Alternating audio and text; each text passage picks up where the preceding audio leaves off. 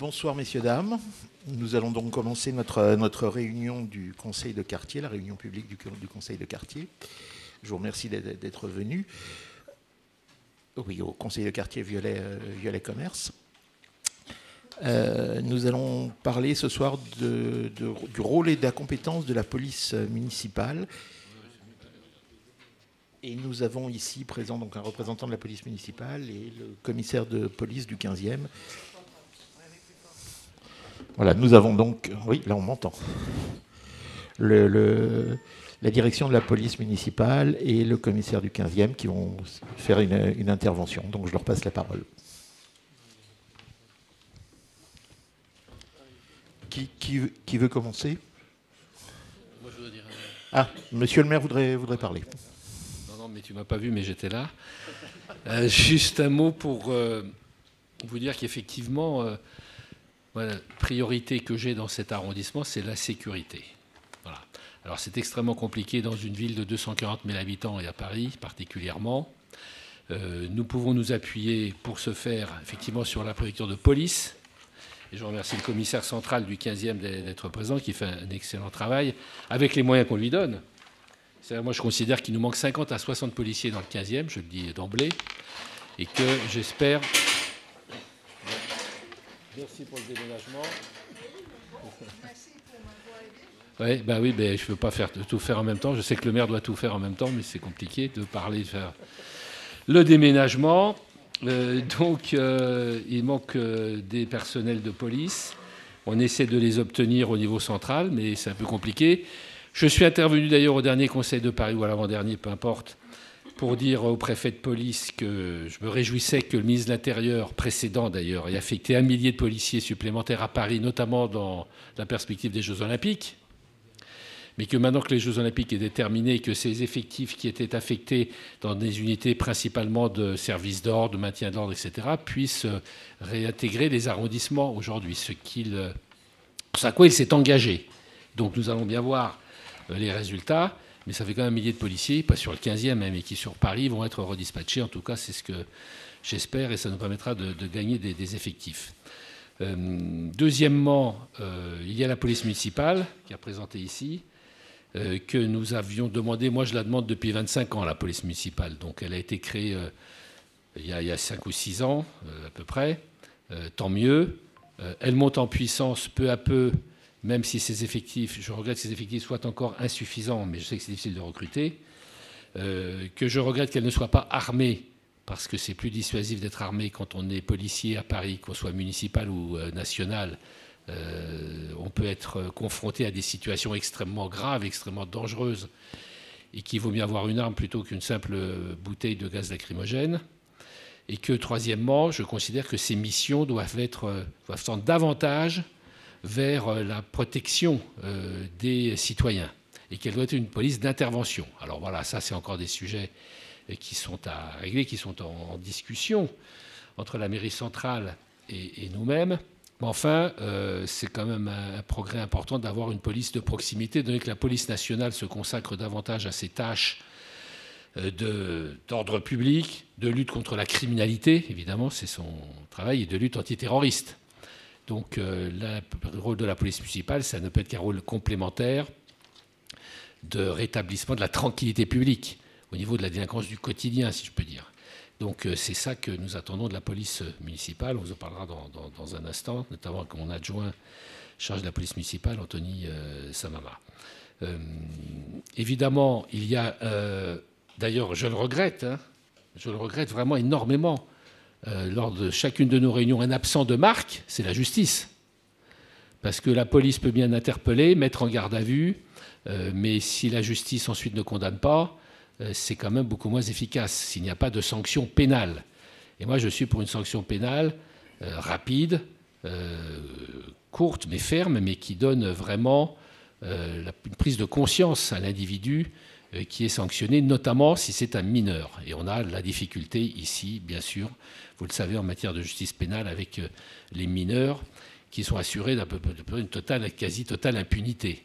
Donc c'est un gros sujet par rapport au continuum répressif qui doit permettre de maîtriser la délinquance. Alors il y a des lois, il y a des textes, des projets qui sont en cours, mais enfin, je dois dire que moi, je pense qu'il est dommage que le substitut du procureur, nous avons 2 substituts du procureur chargés du 15e, hein, substitut du procureur pour la délinquance générale et substitut du parquet des mineurs. Donc nous avons des réunions avec eux, mais c'est vrai qu'ils n'ont pas le temps malheureusement de venir dans nos conseils de quartier. C'est bien regrettable parce que la justice doit aussi s'expliquer sur ce qu'elle fait. Et voilà, donc ça c'est quelque chose aussi de très important. Nous ne sommes pas simplement dépendants de ces institutions avec lesquelles nous travaillons bien sûr main dans la main, mais aussi nous sommes proactifs. C'est la raison pour laquelle j'ai demandé une augmentation du plan de vidéosurveillance, de vidéoprotection dans le 15e. Anthony, bien sûr, en parlera. Je considère qu'il faudrait multiplier par 3 ou 4 le nombre de caméras dans le 15e, et comme à Paris d'ailleurs. On en est loin, mais enfin, il y a quelques efforts qui sont faits depuis quelques années, c'est vrai, depuis que ce plan a été mis en place dans les années 2010.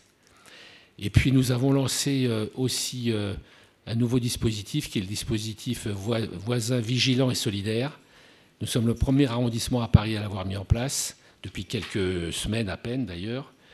Et là aussi, Anthony Savat va vous le décrire. Donc, il y a un certain nombre de dispositifs que nous mettons en place, que nous suivons de très près, de façon à pouvoir rétablir le plus possible la tranquillité publique et la sécurité publique dans le 15e.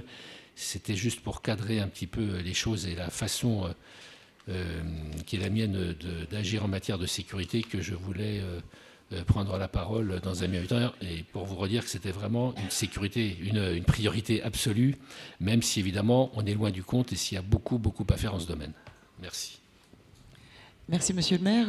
On peut peut-être passer la parole à Monsieur le commissaire central, peut-être. Si vous vouliez dire un mot. Merci Monsieur le maire. Bonsoir à tous. Omar Merchi, je suis votre commissaire central au 250 rue de Vaugirard. Je viens tout juste de fêter 1 an parmi vous sur le 15e arrondissement. Très rapidement, je vous dresse vraiment en quelques mots, puisque c'est propos peut-être introductifs, la situation de votre quartier. Alors, Monsieur le maire vient de l'évoquer, je suis également un grand défenseur des caméras sur la voie publique, puisqu'elles apportent une vraie plus-value dans notre action.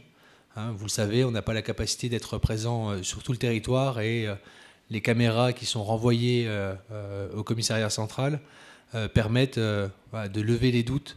Dès qu'il y a un appel, c'est le premier réflexe des opérateurs, c'est est-ce que j'ai une caméra? Il y en a 89 sur l'arrondissement, dont 5 sur votre quartier.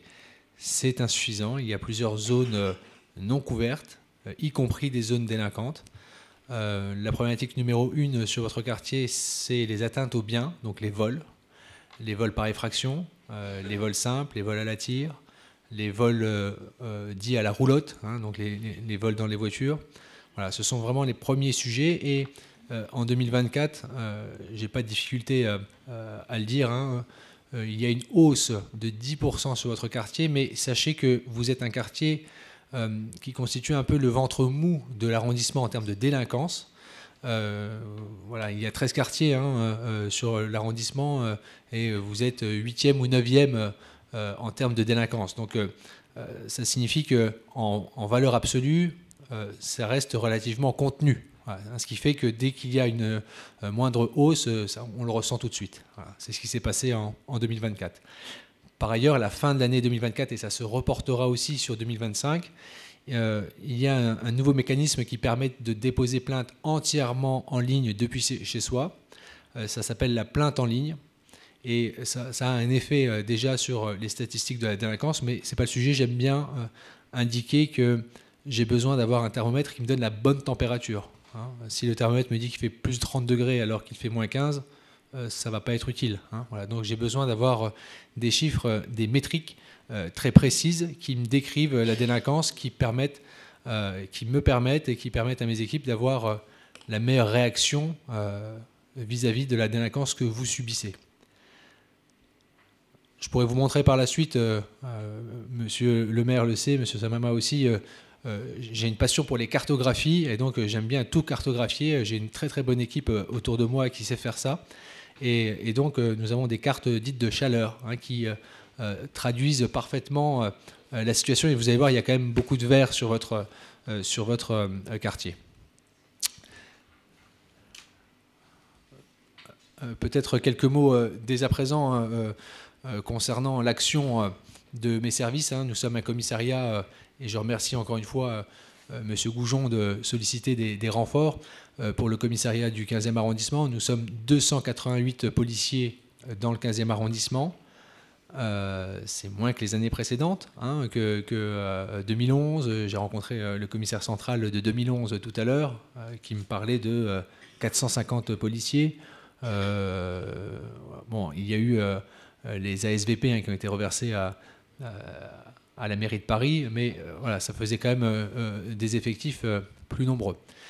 Il n'empêche, mes équipes sont dotées d'outils qui leur permettent d'agir au plus près de la délinquance, très vite. On a des outils qui nous permettent de localiser très vite les délinquants et notamment notre brigade anticriminalité et notre unité VTT a cette capacité-là à se projeter très vite sur les lieux où sont commis des actes de délinquance. Dès lors qu'il y a 2-3 faits dans un quartier, vous pouvez être sûr que soit la caméra, soit des policiers en civil ou en tenue sont dans le coin à la recherche des auteurs. C'est le cas des cambriolages. Vous avez été impacté en 2024 sur les cambriolages. Nous avons réalisé de très belles affaires qui ont permis d'arrêter de nombreux délinquants spécialisés dans les cambriolages. Le profil, ce sont des délinquants locaux qui ont 15-17 ans, qui sont par 2 ou par 3, et puis qui entrent tout simplement à la suite de quelqu'un, un livreur, ou disposent de codes. D'où l'utilité de faire changer vos codes régulièrement dans vos immeubles. Donc je vous disais, le commissariat agit quotidiennement pour votre sécurité et nous avons besoin de vous pour dresser un parfait panorama situation de la délinquance, notamment via un dispositif qui a fêté ses 6 ans maintenant et qui n'est pas assez connu, c'est la CETD, c'est la cellule d'écoute et de traitement des doléances du 15e arrondissement que vous pouvez contacter à l'adresse mail suivante, écoute15@intérieur.gouv.fr. J'ai désormais une équipe de 3 policiers avec un major de police et dont le nom va vous évoquer quelque chose. C'est le major Briand, voilà, donc le bien nommé, et qui conduit cette cellule d'écoute et traitement des doléances. Et tout ce que vous voyez, nous raconter, sera exploité pour peut-être procéder à des interpellations. Donc nous avons besoin de vous, vous avez besoin de nous, on est naturellement fait pour s'entendre. J'ai coutume de dire que on ne fait pas la police qu'on a envie de faire, on fait celle dont vous avez besoin. Voilà, c'est celle-ci que le commissaire central s'emploie à mettre en œuvre quotidiennement. Voilà pour les premiers mots que je pouvais partager. Merci, monsieur le commissaire central. Je vais peut-être vous laisser la parole, si vous voulez bien vous présenter aussi. Oui. Bonsoir, monsieur le maire. Bonsoir à tous. Donc, c'est la première fois que j'interviens dans une telle réunion. Donc, je vous remercie de votre présence. En ce qui concerne la police municipale, dont je suis le représentant aujourd'hui, donc nous sommes en tout à Paris environ 2800 éléments de police municipale. Donc, et puis l'objectif est d'atteindre les 3000 à horizon 2026 en ce qui concerne notre arrondissement. Donc on est à peu près 90 agents de la police municipale. Donc ça, comme vous le savez, la police municipale est la 3e force de sécurité de notre pays. Donc son but est de veiller à la tranquillité publique, à rassurer la population, être au plus près de nos concitoyens pour répondre à leurs besoins. Et donc la doctrine parisienne, c'est l'ultra-proximité, visibilité et disponibilité. Donc en termes de compétences, malheureusement, nous, on ne peut traiter que les infractions contraventionnelles. Donc tout ce qui est délit et crime est du ressort de la police nationale. Donc j'ajoute aussi qu'il y a une très belle entente entre nous et les forces de l'ordre de la police nationale. Donc on mène conjointement des missions sur l'arrondissement et il y a du respect, de l'entente et donc de l'efficacité au service des Parisiens et en particulier de nos citoyens du 15e arrondissement, dont le maire, M. Goujon, est le garant. Je vous remercie. Merci. Maintenant, je vais laisser la parole à Anthony Samama, qui est mon collègue et adjoint au maire chargé de la tranquillité publique, de la prévention et de la police municipale. Merci beaucoup, Valérie. Pour compléter ce qui a été dit précédemment, peut-être 3 points sur lesquels insister.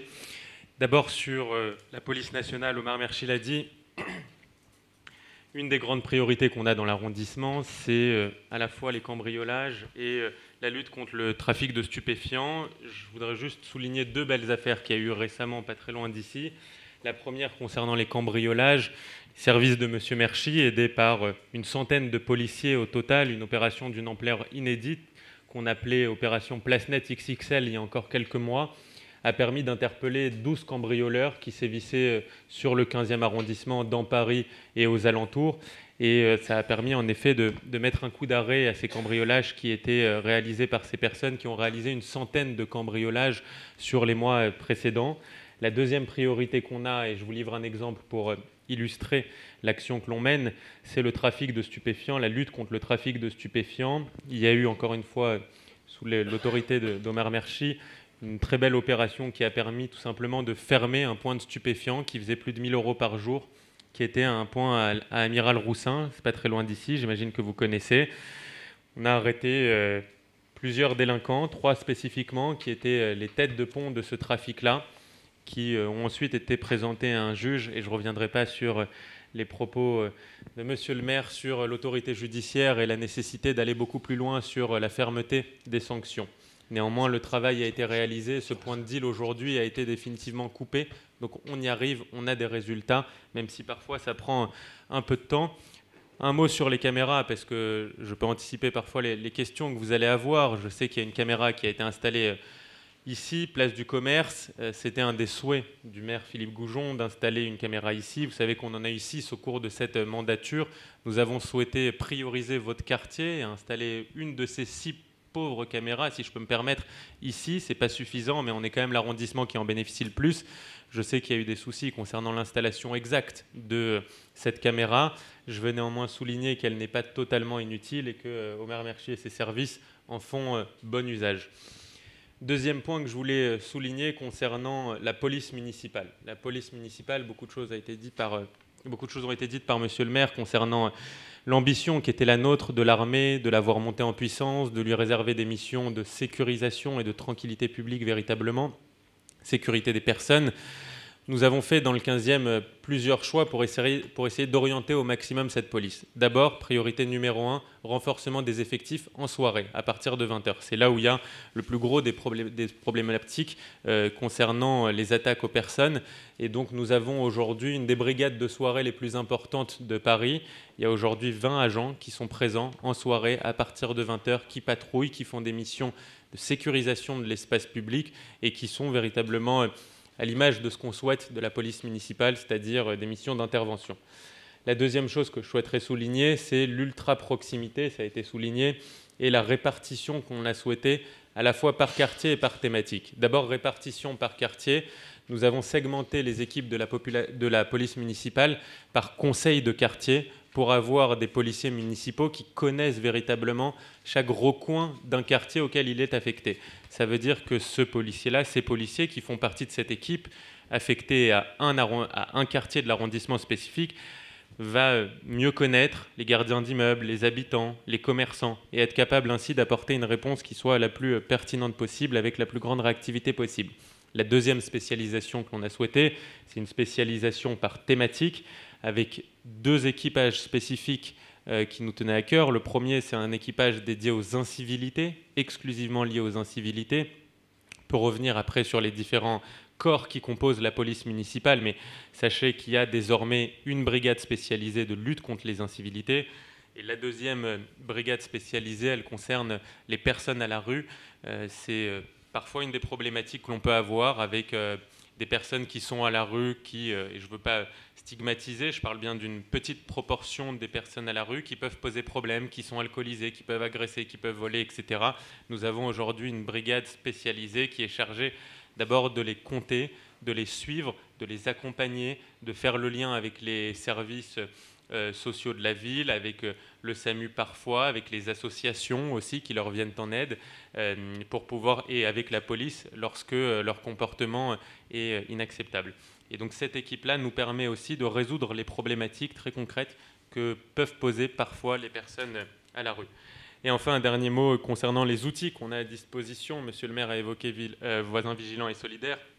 Monsieur Merchy, la cellule d'écoute et de traitement des doléances, notre souhait à la mairie du 15e arrondissement, c'est de faire comprendre à chacun et de donner à chacun les outils qui permettent d'agir sur la sécurité.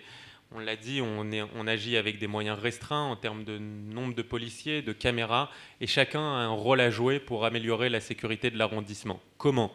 À travers le téléchargement, l'utilisation d'une application notamment qui s'appelle Voisins Vigilants et Solidaires, que je vous invite tous à télécharger, qui vous permettra de manière géolocalisée, en fonction de l'endroit où vous êtes, de signaler un certain nombre de problématiques que vous rencontrez. Ces alertes que vous allez déposer sur l'application vont non seulement être partagées à tous ceux qui sont autour de vous dans l'arrondissement, mais aussi derrière à la mairie et aux services de police. Donc il y a un fonctionnement qui est à la fois vertical, une application qui fonctionne entre voisins pour se partager des informations. Je vous donne un exemple très précis. Il y a eu la semaine dernière des faux médecins du monde, ce qu'on appelle des vols à la fausse qualité dans le jargon policier, des personnes qui se prétendent facteurs, postiers ou médecins du monde faisant partie d'une association qui tapent aux portes et qui en réalité sont là pour vérifier les appartements vides, voire voler les habitants. Il y a eu une alerte qui a été déposée sur Voisins Vigilants et Solidaires qui a permis non seulement à tous les habitants qui vivaient aux alentours d'être plus vigilants, justement, et aussi de faire remonter ça aux services de police qui ont pu tenter d'interpeller les personnes qui s'adonnaient à ce type de pratique. Voilà un exemple concret de ce à quoi peut servir cette application. Et il y a aussi un volet solidarité qui est important. Il y a tout un tas d'habitants qui laissent aussi des messages de solidarité sur l'appli où les gens demandent est-ce qu'il y aurait quelqu'un qui serait disponible pour accompagner ma grand-mère dans tel quartier à faire les courses ou ce genre de choses. Donc c'est une application qui vous donne véritablement le pouvoir d'agir, qui vous permet d'avoir un levier supplémentaire et à nous, ça nous permet de remonter davantage d'informations.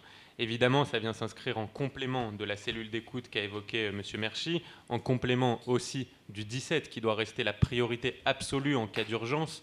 Lorsque vous avez un problème, il faut appeler le 17 d'abord et avant tout, Voisins Vigilants et Solidaires, où la cellule d'écoute ne répond pas à cette problématique d'urgence. Et l'équivalent du 17 pour la police municipale, qui est le 3975, que je vous invite aussi à noter et à contacter si jamais vous n'avez pas connaissance de ce numéro. Voilà la galaxie d'outils, on va dire, dont nous disposons dans le 15e arrondissement. Chacun vient s'inscrire en complément de l'autre pour véritablement faire de la sécurité une priorité, comme le disait Monsieur le maire, et permettre à chacun d'agir à son échelle pour nous permettre à tous d'avoir le plus d'informations possible et être le plus réactif possible et apporter des réponses aux problématiques que vous rencontrez au quotidien. Merci beaucoup pour toutes ces interventions. Peut-être y a-t-il des questions ? Pas de questions, c'est... Attendez, monsieur, on va vous donner un micro parce que c'est enregistré. Je vous remercie. Des incivilités au collège Roger Verlhomme. Les jeunes, à la récréation, sortent dans la rue, se mettent sur les marches des halls, rentrent dans les halls parce qu'ils ont froid. Quand on leur fait une observation, ils n'ont pas le temps de nous parler. Donc, j'avais écrit au proviseur qui a vérifié 8 jours après que les jeunes étaient dans les halls. Donc, il a pris leur nom, il a prévenu les parents et il m'avait demandé de faire une déclaration à la police que je n'ai pas fait parce que je pense que la police a autre chose à faire. Mais c'est quand même embêtant pour le voisinage. Alors, ne serait-il pas possible d'installer 2 bancs rue Violet pour qu'ils puissent s'asseoir ?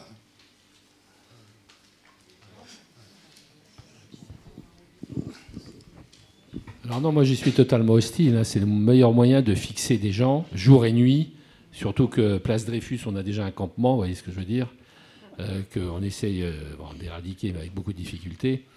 Donc non, il est pas. Non, je connais bien ce problème du lycée Verlhomme parce que c'est là où nous avons le plus de difficultés avec les élèves dans le 15e de ce lycée professionnel, qui nous amène beaucoup de problèmes dans le 15e, notamment par rapport aux écoles voisines. Il y a une école de musique qui aussi en souffre. Il y a les habitants qui voient dans le rôle d'immeuble des gens venir s'installer le midi pour déjeuner, etc. Et puis un certain nombre de difficultés dans cet établissement sur lequel je ne m'étendrai pas. Mais enfin, j'ai vu encore la proviseure il y a quelques jours là-dessus. On essaie de mettre en place des dispositifs. On a mis en place déjà à l'intérieur du lycée un certain nombre de dispositifs. Il y a maintenant des appariteurs qui sont à la porte, qui essayent de dire aux jeunes, enfin aux élèves qui rentrent ou qui sortent de ne pas s'égayer dans le voisinage et puis pour commettre ce que vous appelez des incivilités. Mais c'est vrai que c'est difficile. Et il se trouve que le problème, c'est que c'est un lycée, donc, par définition de la région. Et la région, il y a plus que doublé le nombre d'élèves. Voilà quelques années. Donc forcément, ça a accru les difficultés. C'est un établissement qu'on pouvait encore contenir il y a quelques années, mais depuis qu'on y a doublé le nombre d'élèves, ça fait beaucoup de monde. Et ce n'est pas, moi je le dis franchement, je l'ai dit à la région, ce n'est pas approprié qu'il y ait autant d'élèves dans cet établissement, surtout que c'est un groupe scolaire avec une maternelle et une élémentaire, et la cohabitation n'est pas toujours évidente. Mais bon, on essaye de voir ça. Je vous remercie. Juste un petit mot pour le commissariat concernant le lycée Verlhomme. Non, monsieur, c'est un sujet qui nous intéresse vraiment.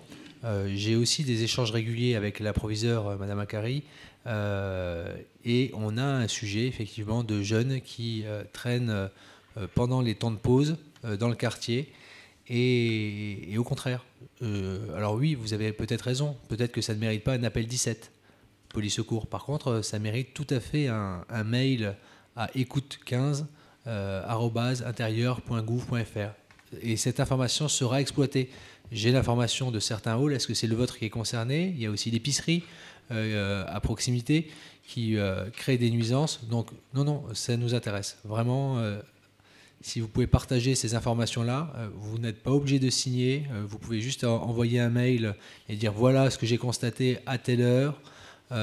Ils ont squatté. Moi, je vous rappelle que c'est une infraction d'être dans un hall, dans un endroit où on n'habite pas. On est 3 ou 4, ça s'appelle une occupation illicite de hall d'immeuble et c'est un délit puni de 2 mois d'emprisonnement ou d'une amende, lorsqu'on est majeur, d'une amende forfaitaire délictuelle de 350 €. Merci. Bonsoir, moi j'ai une question au sujet des 2 tentes du coup, qui sont dans le quartier de sans-abri, là, qui se sont installées en bas de mon immeuble pour le coup, mais qui tournent dans le quartier depuis un bon moment, parce qu'ils étaient passage des écoliers et avant je crois qu'ils étaient rue Violet derrière la maison de retraite. Qu'est-ce que vous pouvez faire? Moi, j'ai fait de multiples... Ils sont 61 rue des Entrepreneurs. Donc, on avait l'habitude des dépôts sauvages à cet endroit-là. Donc, ça a toujours été sale, mais là, c'est encore plus sale. Que peut-on faire? Ça sent l'urine. Les gens sont en grande difficulté. La dame, elle n'a pas l'air bien. J'ai parlé avec elle. Elle n'est pas en grande forme physique. Elle ne sort jamais de la tente. C'est son fils, visiblement, dans l'autre tente. Donc, quels sont les moyens?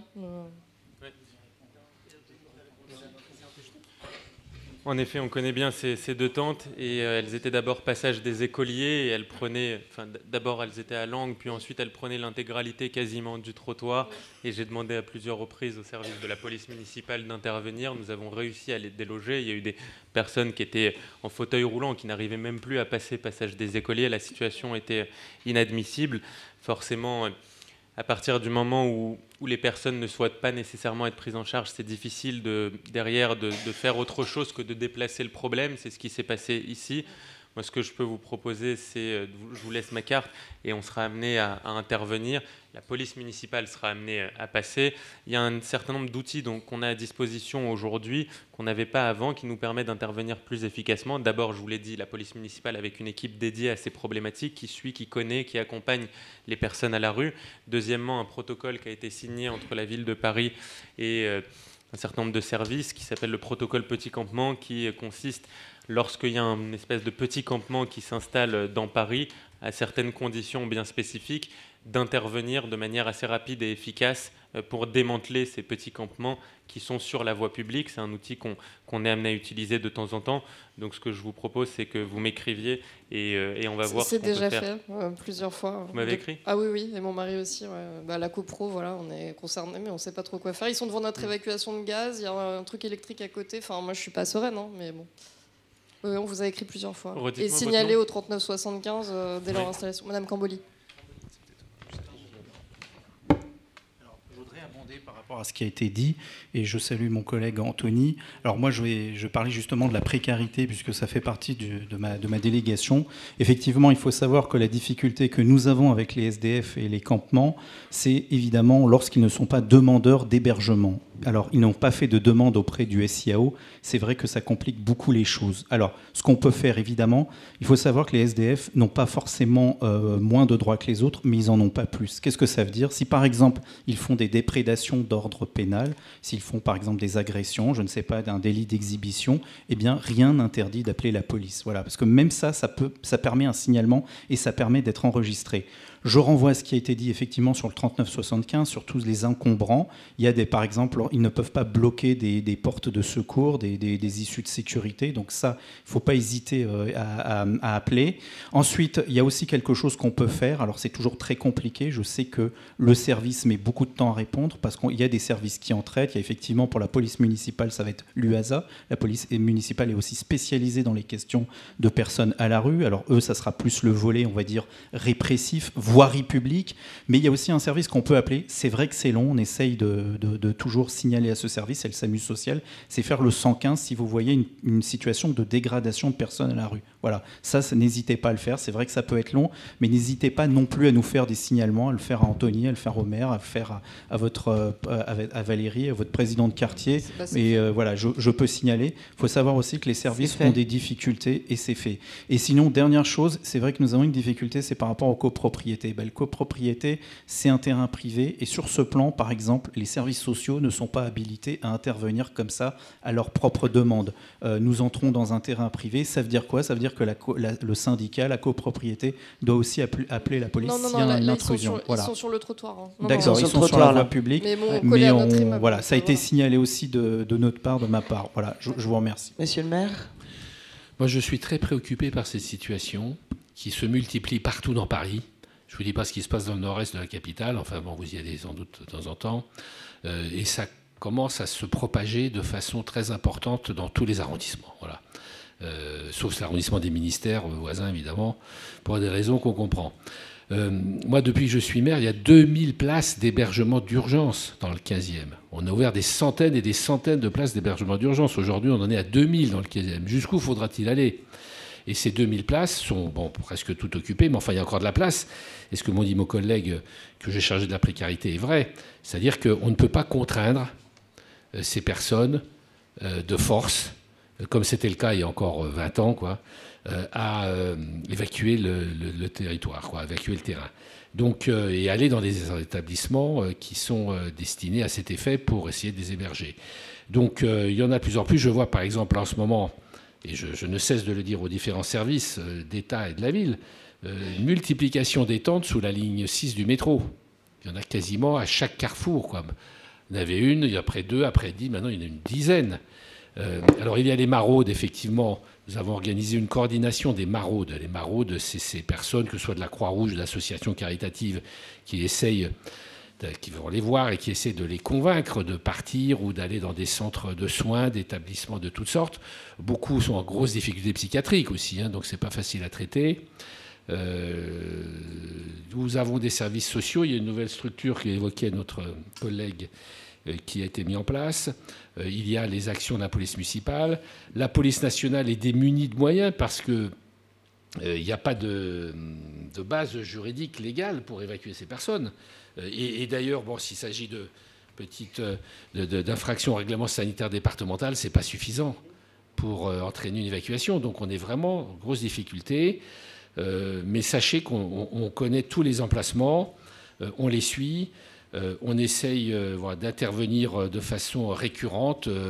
pour essayer que ça cesse, mais aussi le fait qu'on est envahi par une masse énorme de personnes précaires, notamment de migrants qui arrivent dans ces eaux et qui arrivent dans les centres d'hébergement qui les remplissent finalement, et puis qui font qu'il y a beaucoup de gens qui restent sur le carreau et qui ne peuvent pas aller dans les centres, qui ne veulent pas aller dans les centres ou qui ne peuvent pas y aller parce que ça ne convient pas, etc.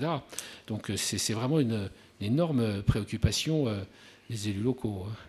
Ça ne donne pas la solution à ce que je vous dis, mais sachez que bon, on est vraiment, il n'y a pas une journée à laquelle on n'évoque pas ce sujet pour essayer de traiter. Moi, je voudrais revenir... la police municipale. Je crois qu'il voulait... C'est juste pour aller dans le sens de Monsieur le maire. Donc, la police municipale organise avec les services de la DPE. Vous connaissez ceux qui font les collectes des déchets ménagers tous les jours. Donc, chaque semaine, on organise une tournée de nettoiement.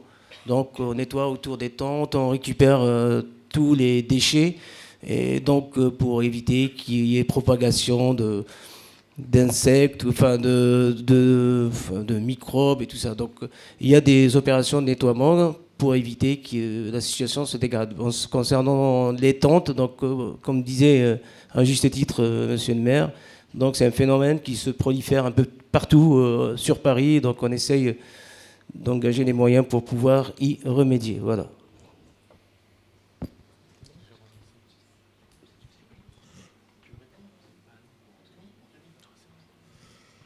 Oui, moi je voudrais revenir sur un autre point qui est un point de sécurité.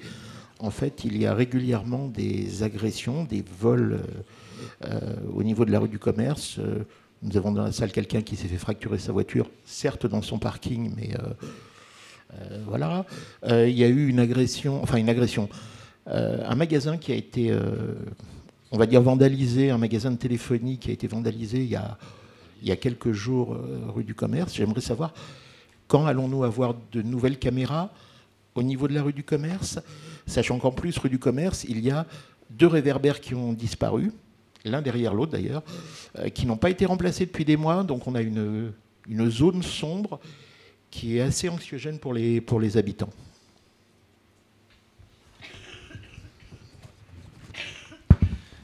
Merci, Monsieur le Président, pour cette question. J'ai 2 réponses à vous apporter. La première, concernant l'implantation d'une caméra PVPP, ce point-là fait partie des 15 points prioritaires que j'ai partagés avec Monsieur le maire et avec ma direction. Donc oui, ça fait partie des points qu'on doit couvrir avec une caméra PVPP. La sortie du métro commerce, qui est un flux important et de très nombreux commerces dans cette rue emblématique du 15e arrondissement. Sur le cambriolage que vous évoquez, je suis très à l'aise sur le sujet puisque nous avons interpellé en flagrant délit l'équipe de voleurs grâce à un très bon signalement d'un riverain qui a donné l'immatriculation de la voiture en fuite. Donc les cambrioleurs, ils sont 4 cambrioleurs, qui viennent de Seine-Saint-Denis, d'un camp de Rome de Seine-Saint-Denis, et qui commandent un Uber pour fuir avec les téléphones volés. Voilà. Donc les 4 ont été interpellés. Et puis, très bonne nouvelle, il y a eu dans les mois précédents 2 autres cambriolages dans 2 autres boutiques de téléphonie, et on a pu leur raccrocher, c'est la même équipe qui est venue cambrioler au 77 rue du Commerce. Voilà. Merci. Une autre question, j'ai vu monsieur, si vous pouviez lui donner un micro s'il vous plaît, juste derrière vous monsieur. Oui, bonsoir. Ma question concerne l'ouverture des commerces qui vendent de l'alcool tard dans la nuit. Est-ce qu'il y a un moyen de limiter l'ouverture ou la distribution d'alcool dans ces commerces? Pour être précis, je pense à le haut de la rue de l'avenue Félix-Faure, avec un magasin qui s'appelle Nanoprix et qui vend des alcools forts jusqu'à 2h du matin. Il y a aussi le Bonop qui se trouve rue des Entrepreneurs, c'est jusqu'à minuit. En tout cas, moi, étant dans le haut de l'avenue Félix-Faure, j'observe en particulier le week-end des bruits, des bagarres, des incivilités qui sont liées en fait très clairement à l'alcool qui est acheté dans ces magasins. Donc ma question est, peut-on limiter le degré d'ouverture de ces magasins. Merci monsieur pour cette question qui est un sujet majeur de tranquillité publique. La consommation d'alcool sur la voie publique, c'est l'un de mes chevaux de bataille. Sur certains autres quartiers du 15e arrondissement, nous avons abouti à des fermetures d'établissements qui vendent de l'alcool et qui génèrent de nombreuses nuisances. Nanoprix, je ne le situe pas sur Félix Faure, c'est tout en haut de Félix Faure, c'est ça D'accord. On a une problématique de livreur Uber Eats aussi à cet endroit, c'est celui-là voilà. Ouais, c'est au 1-3, d'accord. Monsieur, on a besoin de vous, de signalements, de doléances. Écrivez à Écoute 15. Soyez le plus nombreux possible à le faire. Ça me permet de monter des dossiers, de provoquer des contrôles avec mon unité de police administrative, de provoquer des contrôles à plusieurs administrations, les fameux CODAF, qui permettent de venir avec l'URSSAF, les impôts, les services de l'hygiène, de la préfecture de police et puis la police. Et on relève toutes les infractions, y compris les étrangers en situation régulière, qui sont les infractions les plus pratiques pour nous, puisque dès lors qu'on constate qu'un étranger en situation régulière est en situation d'emploi, on a une fermeture automatique. Voilà, on obtient une fermeture de l'établissement en question. Oui, bien sûr, il est possible de réguler les horaires dès lors que ça génère d'importantes nuisances. J'écris un rapport au préfet de police et je sollicite de réduire les horaires sur cette zone-là. Voilà. Pas spécifiquement en ciblant un commerce, mais voilà, je réclame une fin de vente à minuit, par exemple. Voilà. Vous le savez, hein, un principe important qui est celui de la liberté de commerce, on ne peut pas tout interdire, mais il s'agit de réguler. Si les nuisances sont importantes, voilà, c'est mon devoir d'agir pour limiter les troubles que vous subissez. Je voudrais ajouter un mot parce que, sans vouloir établir le couvre-feu dans le 15e, enfin pas tout de suite en tout cas, néanmoins, le temps que vous rentriez chez vous ce soir, moi je suis vraiment très opposé à ces commerces auxquels je fais la chasse. Avec le commissaire de police, d'ailleurs, nous avons obtenu du préfet de police des arrêtés interdisant la vente d'alcool à certains moments, parce qu'on ne peut pas édicter un arrêté permanent et sur tout le territoire. Ça n'existe pas, donc il y a des périodes que nous avons délimitées, du genre vers le 14 juillet, enfin le 1er de l'an, des choses comme ça, pour interdire la vente d'alcool sur la voie publique et la consommation, donc d'une part. Deuxièmement, il y a même certains de ces établissements qui servent de point de deal aussi, hein, ou qui servent à alimenter les trafiquants qui siègent à côté la nuit. Il y a énormément de conséquences négatives pour la population, ne serait-ce que la fréquentation, mais aussi les nuisances sonores. Bref, il y a beaucoup d'éléments perturbateurs de la tranquillité publique. Donc je demande très souvent, je dirais presque systématiquement, je passe sous le contrôle du commissaire, la fermeture administrative. C'est pareil, la fermeture administrative ne peut pas être permanente. C'est une fermeture administrative qu'on peut tenir pour 7 jours, 15 jours, 3 semaines ou un peu plus parfois, jusqu'à 1 mois. Mais enfin, déjà, quand ils perdent 1 mois de recettes et que ça se renouvelle, ça fait quand même pas mal. Et quand ça se renouvelle, bon, après, il y a des mesures encore plus fortes. Là, nous avons obtenu une fermeture administrative pour un établissement dans lequel, d'ailleurs, et le commissaire a raison de le souligner, il y avait un étranger qui était en travail irrégulier. Donc ça a servi de motif pour le fermer pendant je ne sais pas combien de temps, pendant un certain temps en tout cas. Voilà, donc il y a vraiment là, on est en harcèlement de ces officines qui d'ailleurs ne sont que des établissements qui vendent de l'alcool. De temps en temps, il y a 3 oranges, 2 salades qui se baladent à l'étalage. Enfin, c'est une espèce de couverture. Parce que vous rentrez à l'intérieur, les 3/4 des rayons, c'est de l'alcool. Et pour les personnes qui s'alcoolisent le soir. Donc vraiment, je ne vois pas à quoi ça sert dans une ville, ce genre de choses, sauf à permettre aux gens de s'alcooliser. Donc on est très très vigilant là-dessus. Et n'hésitez pas à nous envoyer, ou à la cellule Écoute 15, ces informations. Parce que pour fermer, on a besoin de témoignages aussi. Bon, moi, je le signale, mais ce n'est pas suffisant. Je le signale au préfet de police, mais la préfecture de police a besoin de témoignages de dégradation, de nuisances sonores, qui est un délit d'ailleurs la nuit, etc., etc. Oui, le jour aussi. Donc on a besoin de vos témoignages et des renseignements que vous pouvez nous donner. Un mot en complément de ce que vient de dire Monsieur le maire concernant le début de l'avenue Félix-Faure. Vous savez qu'il y a aussi une épicerie qui est située au 3 avenue Félix-Faure sur lequel on est énormément intervenu, et ça illustre le propos de Monsieur le maire, qui était à la fois un point de ralliement de petits dealers du coin et surtout de livreurs Deliveroo, Uber Eats avec leurs scooters, vous savez. Donc ils avaient élu domicile ici et ils attendaient que leur portable sonne avec des nouvelles commandes depuis cette épicerie. Et ça a causé énormément de nuisances, notamment sonores, dans tout le quartier. On est intervenu de manière extrêmement résolue, à la fois avec la préfecture de police et la police municipale, sur l'épicerie en tant que telle, et on avait obtenu quelques jours de fermeture administrative. Et avec Deliveroo et Uber Eats, j'ai reçu les directions d'Uber Eats et de Deliveroo sous l'autorité du maire pour justement essayer de trouver un moyen de faire que les livreurs ne stationnaient pas là. Et on a mis en place ce qu'ils appellent une zone blanche, c'est-à-dire que les livreurs ne pouvaient pas recevoir de commandes s'ils étaient dans le périmètre autour du début de l'avenue Félix-Faure.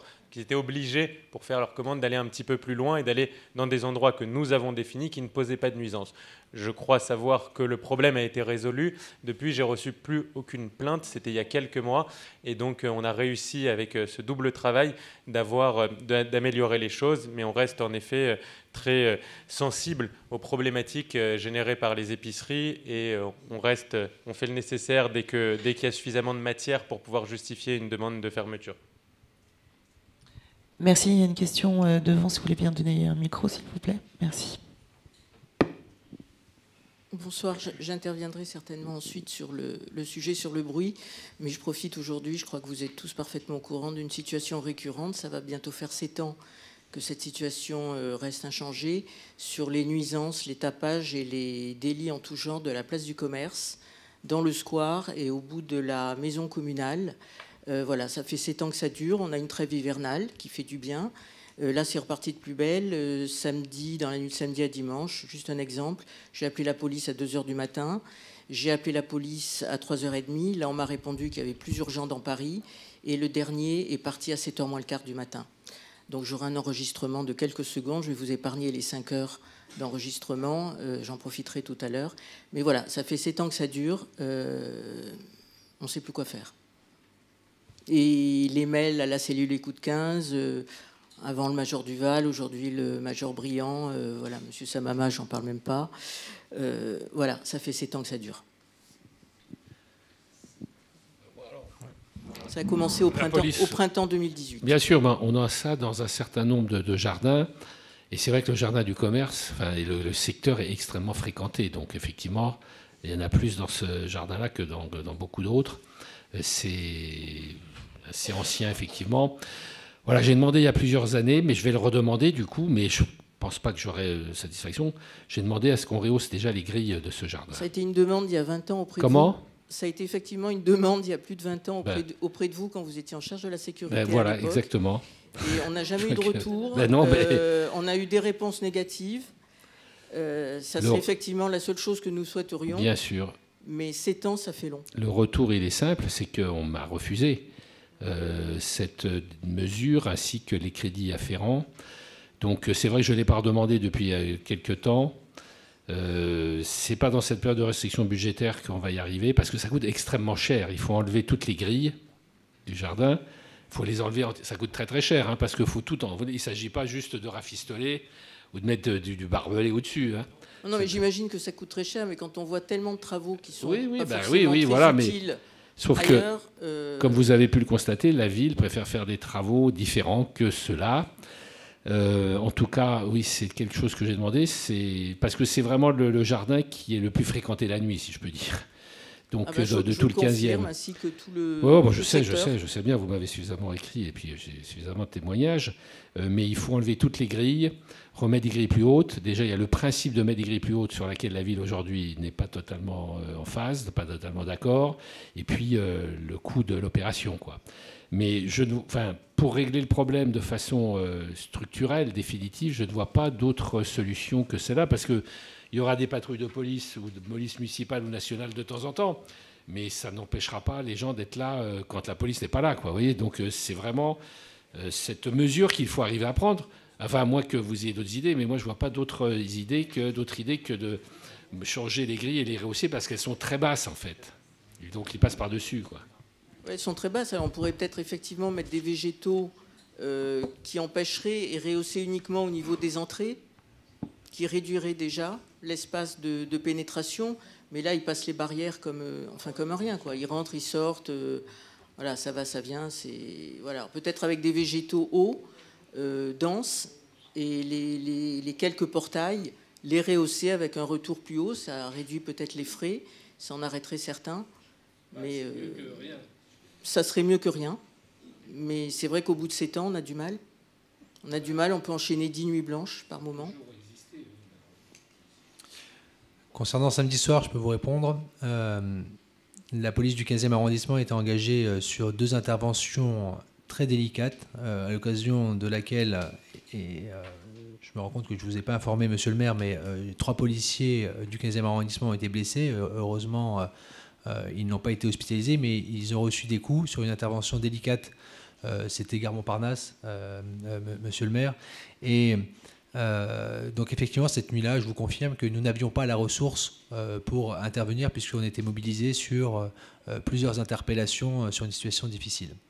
Maintenant, vous évoquez le sujet, j'ai bien compris, c'est pas samedi soir, puisque ça fait 7 ans que cela dure. Effectivement, il y a une trêve hivernale. C'est renforcer effectivement les week-ends, mais ça peut être en pleine semaine, on ne sait pas pourquoi. Et ça peut être 10 jours d'affilée, puis plus rien pendant 15-5 jours. J'ai eu l'occasion de faire le point avec Madame Duval sur cette doléance-là de la place du commerce. On avait compté de très nombreuses interventions de police, mais avec faible résultat. Tout simplement parce que quand vous intervenez avec un véhicule de police, vous connaissez par cœur la topographie.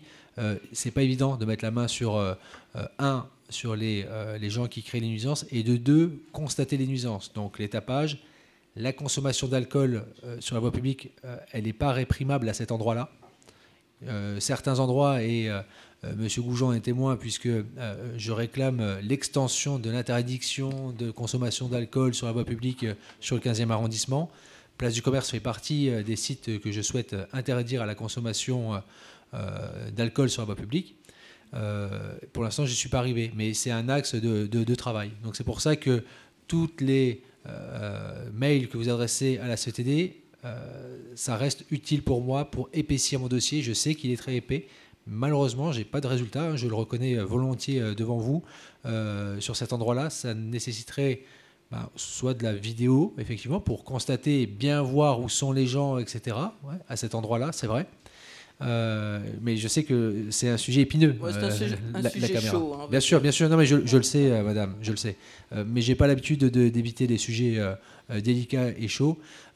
En tout cas, il y a un nouveau dispositif que j'ai mis en place depuis janvier, et peut-être que la place du commerce pourrait être éligible à ce nouveau dispositif qui consiste à concentrer nos efforts avec la police municipale sur des doléances précises de l'arrondissement. Voilà, je vous le dis en toute transparence, il y a 7 points de doléances ouverts sur le 15e arrondissement.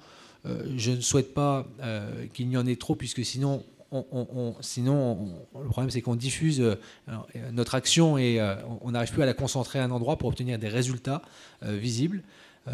Mais tout récemment, voilà, on a fermé une doléance, et pourquoi pas se concentrer sur ce secteur-là. Mais c'est très consommateur en ressources. Mais je vous promets de regarder ça avec attention, avec M. Samama. Je vous en remercie. Et du coup, je rebondis sur le fait qu'il n'y a pas que de l'alcool. Il y a principalement du deal, dont les clients sont beaucoup les SDF qui sont devant la boutique Bouygues Télécom. J'étais en train de pianoter. On a les riverains qui voient les sachets qui passent, en toute impunité. Donc là, au bout d'un moment, ça fait beaucoup. La dernière infraction que nous avons relevée, c'est le 25 février, effectivement, pour consommation de drogue. Et là, on l'a pris en flagrant délit, et il a été interpellé. Merci. Je voulais juste rajouter, madame, une chose. N'hésitez pas à appeler le 3975, parce que nos éléments de la police municipale travaillent d'arrache-pied à 24 heures sur 24. Et donc, on peut agir concernant les intrusions. Donc c'est un acte qui est répréhensible. On peut verbaliser, on peut intervenir. Non seulement on peut les évincer, mais on peut aussi leur faire payer des amendes. Donc voilà, c'est toujours utile d'appeler. Donc voilà. Et puis avec la persévérance, ça finira par payer. Donc je vous invite à appeler le 3975. Alors, et puis... Oui. Alors je vais vous dire que le 3975, je l'ai fait. Oui. Aujourd'hui, j'appelle le 17. Le 3975, je l'ai fait. Et M. Samama doit se souvenir de mon mail. Effectivement, la police municipale est intervenue une fois, parce que je ne l'ai pas rappelé après. Ce sont 4 policiers municipaux qui sont descendus devant mon immeuble de la voiture avec des lampes de poche qu'ils ont orientées vers les jeunes qui faisaient déjà du tapage depuis un moment. Ils leur ont demandé d'avoir, on entendait tout, hein, évidemment, puisqu'ils parlaient assez fort, ils leur ont demandé d'avoir la gentillesse d'arrêter, de se taire, parce qu'ils avaient reçu des plaintes des riverains. Ils ont parlementé quelques minutes, et à la fin, la phrase, ça a été « Soyez sympas, parce que sinon, ils vont nous faire chier ». Et en fait, nous faire chier, c'était les riverains dont on parlait. Alors, excusez-moi, mais la police municipale, je ne peux pas dire qu'aujourd'hui, on ait tellement envie de la faire intervenir sur ce genre de choses. Je pense qu'ils ne font pas vraiment le poids face à des types, excusez-moi, qui sont en masse, avec leur capuche, et qui font du tapage. Voilà, ils vont s'arrêter 5 minutes et ils vont revenir après.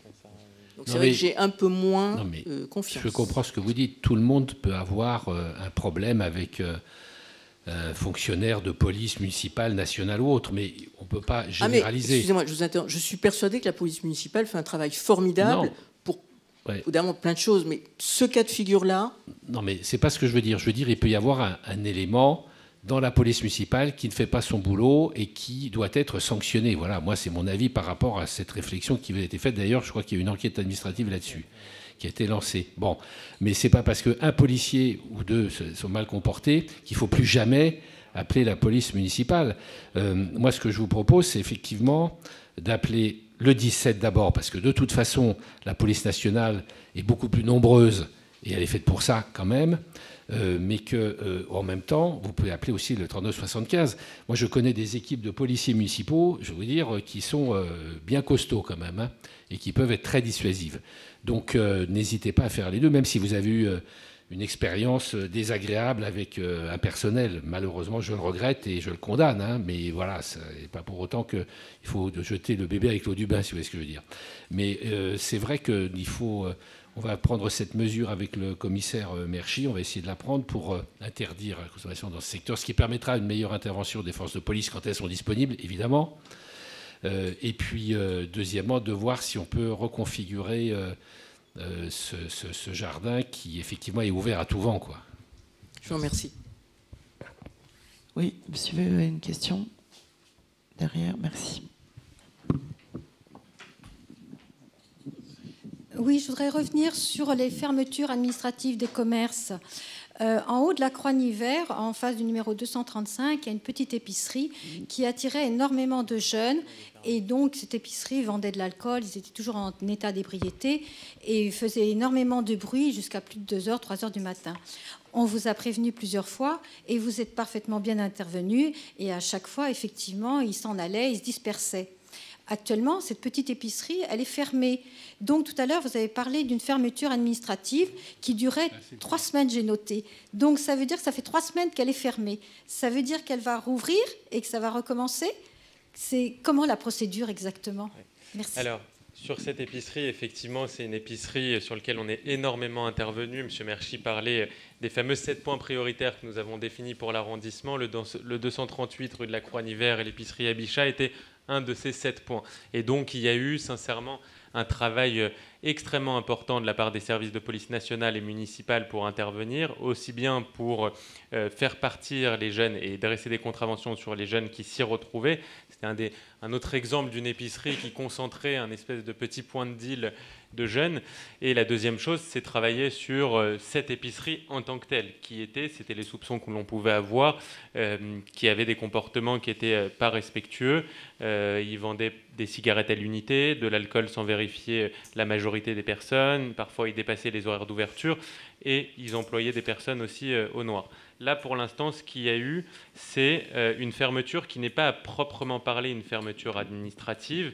Néanmoins, le gérant a été convoqué et aujourd'hui, il doit remettre sa société aux normes. Il n'a pas de cabis, je ne vais pas rentrer dans des détails trop techniques, mais la société n'était pas aux normes et donc il est aujourd'hui censé avoir une société pour pouvoir exploiter légalement, proprement, cette épicerie. On ne peut pas dresser et demander de fermeture administrative tant que l'épicerie n'est pas ouverte. On ne peut pas demander de fermer quelque chose qui est aujourd'hui fermé. Donc l'objectif qu'on a avec le commissariat, mais je parle sous son contrôle évidemment, c'est de le laisser faire les démarches nécessaires en l'ayant prévenu de la nécessité de bien se comporter. Et une fois qu'il a réouvert, là, on demandera officiellement la fermeture administrative de son commerce. Et j'ai bon espoir qu'on l'obtienne, parce qu'entre-temps, il y a eu d'autres choses aussi qui ont été, d'autres informations qui ont été compilées par le commissariat du 15e. Donc c'est quelqu'un qui est parfaitement dans notre viseur, et je crois que la situation s'est grandement apaisée ces dernières semaines à cet endroit.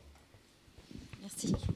Juste pour vous donner un ordre de grandeur, hein, vous savez, j'aime beaucoup les chiffres, je regardais sur mes tablettes 278 interventions en exactement un an au 238 de Croix-Nivert. Ah, c'est colossal.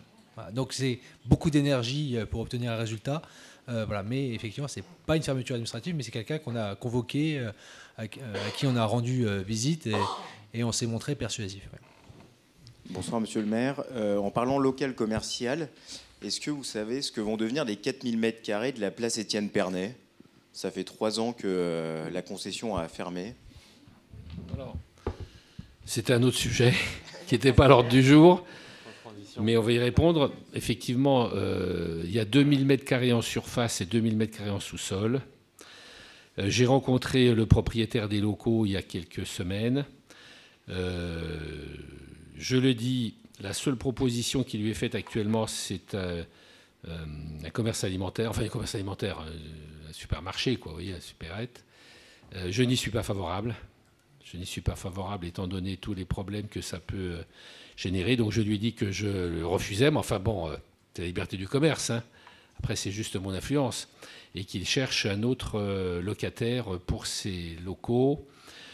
Il a pu relouer, enfin je pense qu'il va relouer une partie, c'est pas encore complètement définitif, une partie des locaux à un concessionnaire automobile également, enfin pour un showroom, hein, c'est pas pour réparer des voitures ou pour vendre des voitures, hein, c'est un showroom de voitures qui va être mis là en place sur quelques centaines de mètres, sur la, à droite, enfin, oui, sur la partie droite près d'Auberge de Jeunesse, là, dans cette partie-là. Et puis, pour le moment, il n'a pas d'autres propositions. Il n'y a pas d'autres propositions qui soient crédibles. J'ai eu une demande d'un local de prévention santé. Alors ça, c'est pas mal. J'espère que ça peut passer, mais c'est pas sûr qu'il cherche 1000 m². Donc je lui ai transmise. Je ne sais pas si ça se fera. Mais voilà, moi, j'essaie de transmettre aussi des propositions utiles pour le quartier. Hein. Sinon, non, il n'y a pas grand-chose. Hein. Il n'y a pas beaucoup de propositions. Donc pour le moment, c'est vide. Mais enfin, ce qui est intéressant, c'est que il n'est pas obligé, hein, mais donc il se concerte avec moi sur l'occupation de ces locaux. Alors je ne dis pas qu'on trouvera quelque chose de satisfaisant. Il y a par exemple une proposition d'une espèce de karting électrique à l'intérieur. Des jeunes qui veulent faire un karting électrique, bon, je ne suis pas chaud, mais enfin bon, voilà. Parce qu'il faut bien aussi qu'ils rentabilisent son local. Mais aujourd'hui, il n'y a rien de vraiment satisfaisant, donc on continue à chercher. Si vous avez des preneurs, des repreneurs, n'hésitez pas à nous le faire savoir, parce que c'est vraiment très contraint comme local. La rue était très étroite, l'immeuble est juste au-dessus.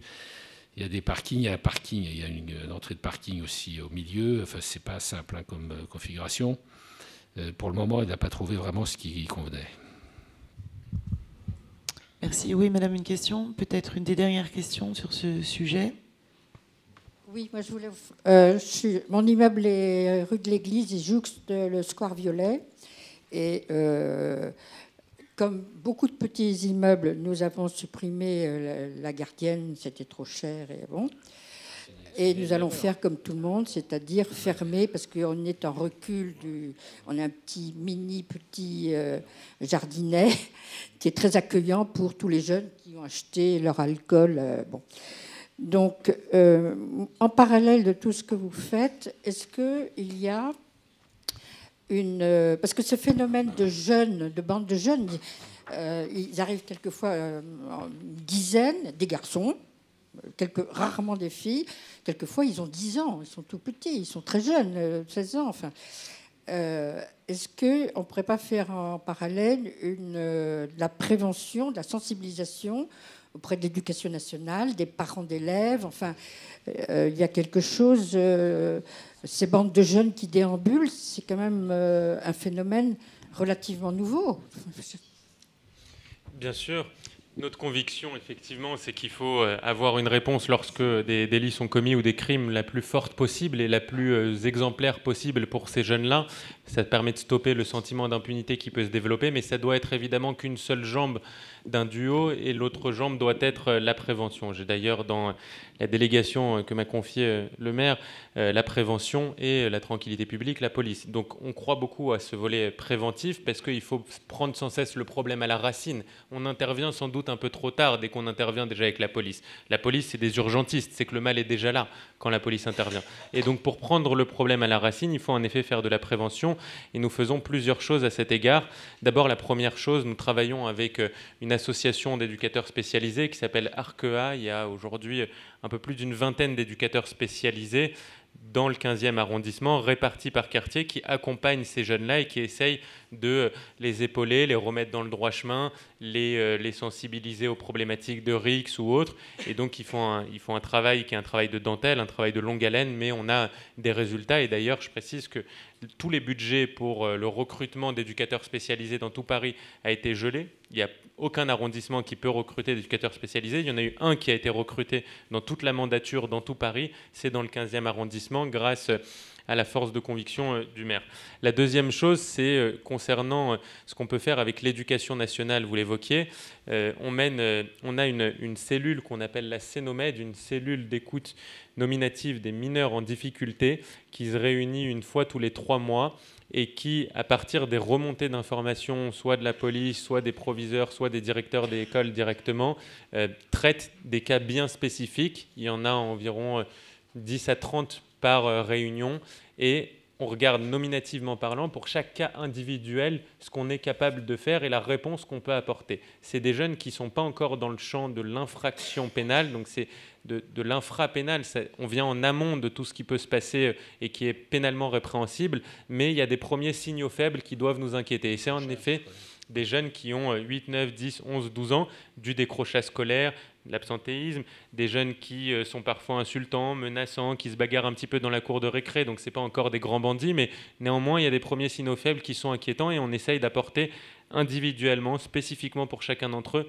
une réponse personnalisée. Ces réponses, elles peuvent être de différents ordres. Ça peut être les faire suivre par les éducateurs que j'évoquais de l'association Arkea. Ça peut être les changer de classe, les changer d'établissement.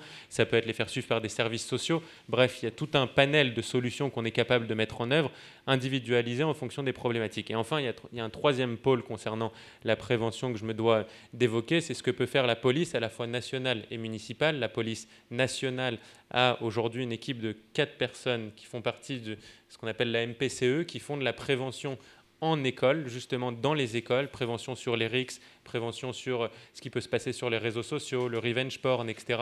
Et la police municipale également est ce qu'on appelle des médiateurs. Il y a d'ailleurs 100 médiateurs qui sont en train d'être recrutés en ce moment par la ville de Paris pour faire grossir les effectifs, qui sont formés aux problématiques notamment de RICS et qui sont là dans une approche bien différente de celle de la police traditionnelle, on va dire, qui est plutôt dans une démarche d'accompagnement, de dialogue, pour essayer de trouver des solutions pour ces jeunes et apaiser les tensions. Donc le volet préventif, parfaitement d'accord avec vous, on fait ce qu'on peut, on y croit énormément et ça doit venir en complément évidemment de ce qu'on peut faire sur le volet répressif.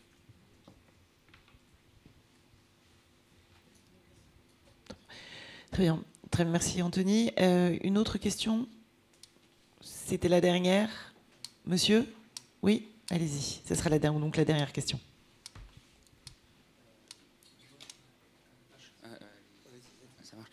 Bonjour, excusez-moi, ce sera au sujet de la place Étienne Pernet. J'ai entendu parler de ce local. J'ai pensé que peut-être une bibliothèque pourrait être ouverte, notamment avec la fermeture de Beaubourg en septembre 2025, si je me trompe. Cela pourrait être bien, je pense. Oui, c'est vrai. Alors oui, c'est une bonne idée, sauf qu'on n'a pas les moyens financiers de le faire déjà, qu'on a nos bibliothèques dans le 15e, entre Yourcenar, Gutenberg, Vaugirard, qui ont été rénovées d'ailleurs. J'y étais d'ailleurs ce week-end, mais il n'est pas prévu du tout que la ville de Paris rachète ce local qui est fort cher, parce qu'il faudrait que la municipalité l'occupe, et donc c'est pas du tout prévu. Donc désolé, mais c'est quand même 4000 mètres, combien j'ai dit 4000 mètres carrés. Ah oui, okay. Ah oui, c'est 4000 mètres carrés, c'est logique, c'est colossal, quoi. Donc non, c'est pas prévu malheureusement. Okay, bah, merci beaucoup. Bien. Oui, allez-y, monsieur, prenez le micro, je vous en prie. Donc sachez que c'est moi qui suis le référent du quartier Violet-Commerce. Donc la direction de la police municipale, avec l'aval de monsieur le maire et avec tous les élus, on a désigné pour chaque quartier, donc il y a 10 quartiers, donc chaque quartier, il y a un référent et un suppléant. Donc l'idée de pouvoir aller à la rencontre des commerçants du quartier, pouvoir échanger avec eux et puis recueillir toutes les doléances afin de pouvoir organiser des opérations de tranquillité publique. Et aussi, un deuxième aspect, une opération, ce qu'on appelle une opération 360 degrés. Donc cette opération, qui va être initiée à partir de mercredi, vise à engager sur le terrain à peu près une trentaine d'agents de la police municipale. Le but étant double. Le premier, c'est de prendre contact avec les commerçants. Et le deuxième, celui de constater, verbaliser toutes les infractions constatées. Voilà, c'était juste à titre informatif. Je vous remercie. Merci, monsieur. On vous a bien repéré, monsieur le référent. Bien, un dernier mot, monsieur le maire, sur ce sujet? Non? Très bien, monsieur le commissaire central? Non, Anthony? Très bien. Messieurs, je vous remercie sincèrement pour vos interventions et d'être venus nous rencontrer dans ce conseil de quartier. Nous allons maintenant passer au deuxième sujet, si vous voulez bien, qui est le comité local du bruit. Et monsieur, je vais vous laisser vous présenter pour nous présenter ce comité. Merci beaucoup. Merci beaucoup pour votre invitation. Donc Kevin Iptaten, je suis chargé de mission à la direction de la transition écologique et du climat. Et donc j'ai été invité par monsieur le maire à vous présenter le comité local bruit qui vient d'être installé il y a quelques semaines de cela, qui est un nouveau dispositif qui est destiné à résoudre concrètement des problèmes locaux. C'est ni plus ni moins qu'une réunion un peu dans ce format, un peu plus officiel dans les locaux de la mairie, où le maire invite des collectifs qui peuvent avoir un problème et en face présenter les organisations qui sont en train de résoudre le problème ou alors qui vont en prendre connaissance avec la mairie qui est là pour organiser les échanges. Juste avant, je vais quand même vous présenter la politique sur le bruit pour qu'on ait tous un peu les idées claires. Et ensuite, j'insisterai sur le comité local bruit. Faut savoir juste que il y a un objectif que toutes les mairies d'arrondissement aient un comité local bruit. Et le 15e est la 3e ou 4e mairie pour l'instant qui l'a mis en place. Donc vous êtes un pionnier. Juste sur la réglementation sur le bruit, pour avoir les idées claires, il y a deux grandes familles de bruit. Il y a ce qu'on appelle le bruit dans l'environnement, à gauche, et l'autre, c'est le bruit dit de voisinage. Sur le bruit dans l'environnement, c'est le bruit dû aux grandes infrastructures de transport, on va dire, bruit routier, bruit ferré, bruit aérien, et c'est le code de l'environnement qui réglemente tout cela. À l'intérieur de ce code, il est précisé que tous les 5 ans, on doit réaliser des cartes stratégiques de bruit et des plans d'action qu'on appelle PPBE, plan de prévention du bruit dans l'environnement. Et concernant le bruit de voisinage, il y a trois grandes familles à l'intérieur des bruits de voisinage, les bruits de comportement, les bruits de chantier et les bruits d'activité. Vous voyez qu'il y a un petit sonomètre barré pour les bruits de comportement et les bruits de chantier. Ça signifie que la verbalisation peut se faire sans mesure. Et c'est le Code de la santé publique qui régit tout cela. Juste pour avoir les idées claires toujours, sur la différence entre la mesure et la modélisation. C'est-à-dire que pour objectiver le bruit, on a deux outils à notre disposition. La mesure, donc c'est essentiellement Bruit Parif à Paris qui réalise ça. Donc on peut faire des mesures de court terme, de moyen terme ou de très long terme. Sur la carte, vous voyez l'ensemble des stations permanentes de mesure de bruit de Bruit Parif. Et selon la couleur, ce sont la typologie qui est de type de bruit qui est mesuré. Donc en gris, c'est les bruits routiers. Il y a des stations notamment dans le 15e rue Frémicourt. En bleu, c'est le bruit aérien. En violet, c'est le bruit de la vie nocturne, le bruit récréatif. Voilà, donc tout ça, c'est des données que vous pouvez aller voir sur le site de Bruit Parif. Les photos, ce sont des stations de mesure de deux types. En haut, c'est une station de mesure standard, typique de bruit routier. Et en bas, c'est une station de mesure qu'on appelle Méduse. C'est une espèce de trépied qui permet de mesurer le bruit et de filmer sa provenance. Donc dans les quartiers animés, c'est très utilisé. Et ensuite, donc ça c'est de la mesure, c'est-à-dire c'est des micros qui enregistrent le niveau sonore. Ça n'enregistre pas la voix, hein, ça enregistre juste les décibels. Et en dessous, la deuxième façon d'objectiver le bruit, donc c'est la modélisation. Et donc on s'en sert dans les projets urbains et dans les cartes de bruit stratégiques. Donc la première image, c'est une modélisation acoustique voilà, d'une ZAC dans le 18e. Et à droite, c'est la carte du bruit routier 2022. Et donc plus la couleur est violette, plus il y a du bruit. Et donc toutes ces données, bien sûr, elles sont sur le site paris.fr ou le site de Bruit Parif. Bruit Parif, si vous voulez, c'est l'équivalent d'Air Parif, mais pour le bruit. Madame, vous parliez de gêne et même plus concernant le bruit. Donc effectivement, les effets sanitaires du bruit ne sont pas seulement auditifs. On parle aussi d'effets sanitaires extra-auditifs. Et donc ce sont des effets qui sont avérés, qui ont des effets sur la santé. Et donc l'OMS reconnaît qu'il y a voilà, une gradation dans les effets sanitaires qui vont de la gêne à la perturbation du sommeil, aux troubles de l'apprentissage et de la mémorisation des écoliers, aux réactions de stress physiologique et même jusqu'à des problèmes, à des troubles cardiovasculaires. Il faut savoir qu'à l'échelle de la France, il y a le Conseil national du bruit qui fait des estimations et donc qui estime le coût social du bruit à 147 milliards, pas millions, milliards d'euros par an. Essentiellement dû au bruit des transports, puis au bruit de voisinage, puis le bruit en milieu de travail. Donc ça signifie que en fait, tout investissement sur le bruit fera gagner de l'argent parce que en fait, c'est le coût social, c'est le coût lié à la perte de qualité de vie en bonne santé, et donc du coup ça entraîne des coûts de médicaments, des coûts d'absentéisme, etc. Donc c'est un chiffre très élevé. C'est à peu près similaire à la pollution atmosphérique.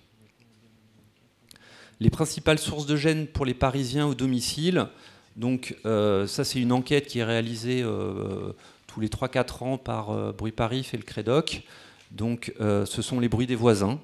Viennent ensuite les bruits de la circulation routière, avec en numéro 1 les bruits des scooters et des deux roues motorisés.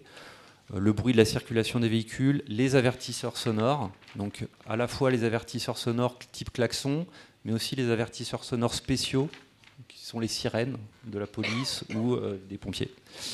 Ensuite, le bruit récréatif, les bruits générés par les clients des bars et autres. Vous voyez que la liste est très importante, puisque les sources de bruit sont vraiment innombrables.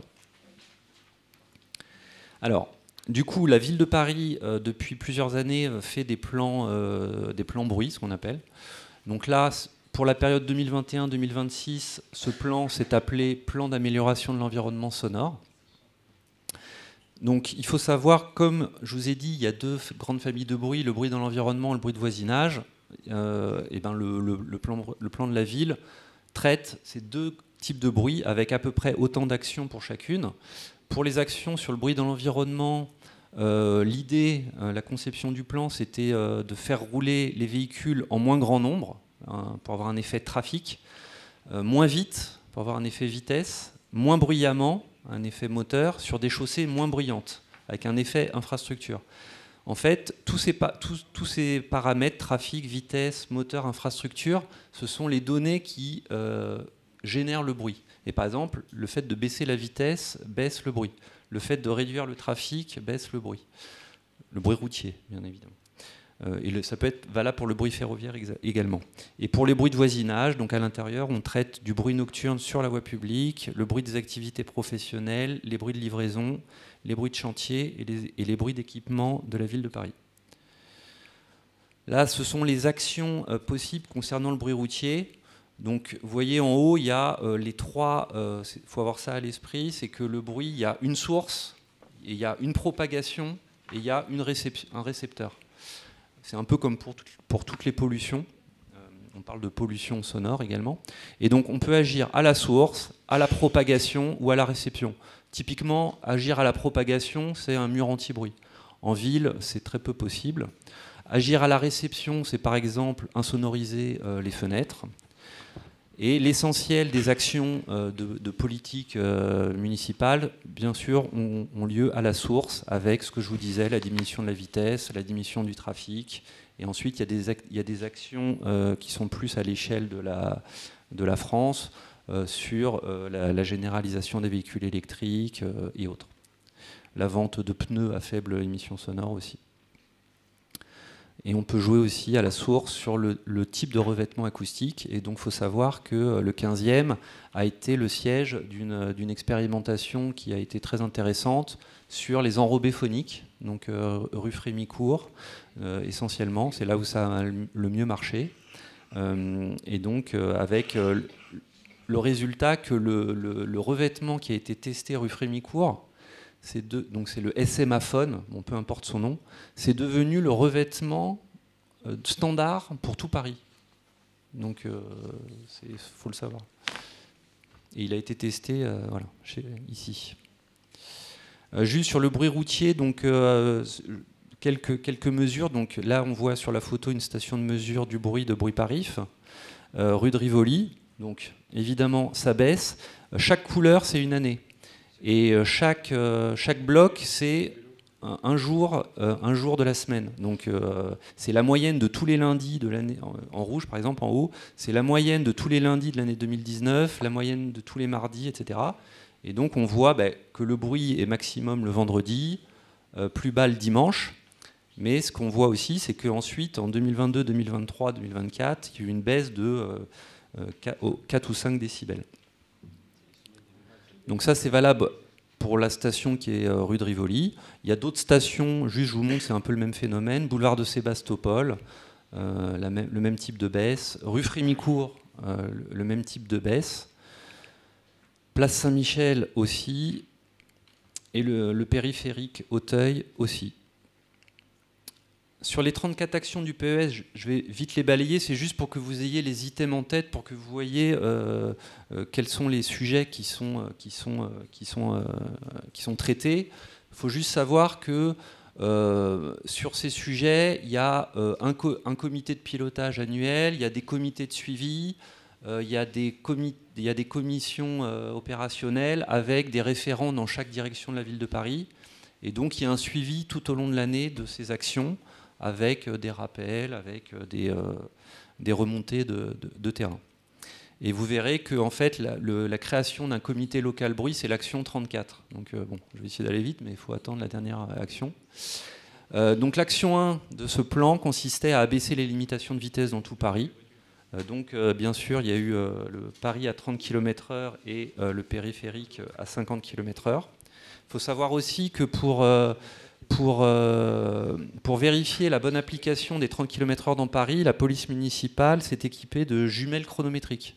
Donc il y a des verbalisations qui se font avec des agents qui, avec des jumelles, flashent les contrevenants. Ensuite, l'action 2, c'est l'expérimentation de radars acoustiques. Donc il faut savoir qu'il y a des radars acoustiques sanctions et des radars acoustiques pédagogiques. Les radars acoustiques sanctions, l'idée c'est comme un radar de vitesse, c'est flasher les véhicules trop bruyants. Ça flashera essentiellement les 2 roues motorisées au-dessus d'un certain seuil. C'est une expérimentation nationale, mais il y a 2 sites dans Paris qui expérimentent cela. Ça va reprendre, il y avait une phase sans verbalisation il y a quelques mois de ça, et maintenant il va y avoir une phase avec verbalisation qui va reprendre à partir de septembre a priori de cette année. Et il y a aussi des radars pédagogiques. Il y en a un qui a été installé dans le 17e arrondissement. Donc c'est possible. Là, voilà, ça flash pas, ça verbalise pas. Et c'est plus pareil comme pour le principe de la vitesse. Il y a le terme trop bruyant qui s'affiche au passage de véhicules qui font trop de bruit. Il y a une action 3 sur le renforcement des contrôles routiers des véhicules bruyants. Donc je vous disais avec les jumelles, c'est surtout là-dessus que ça se passe.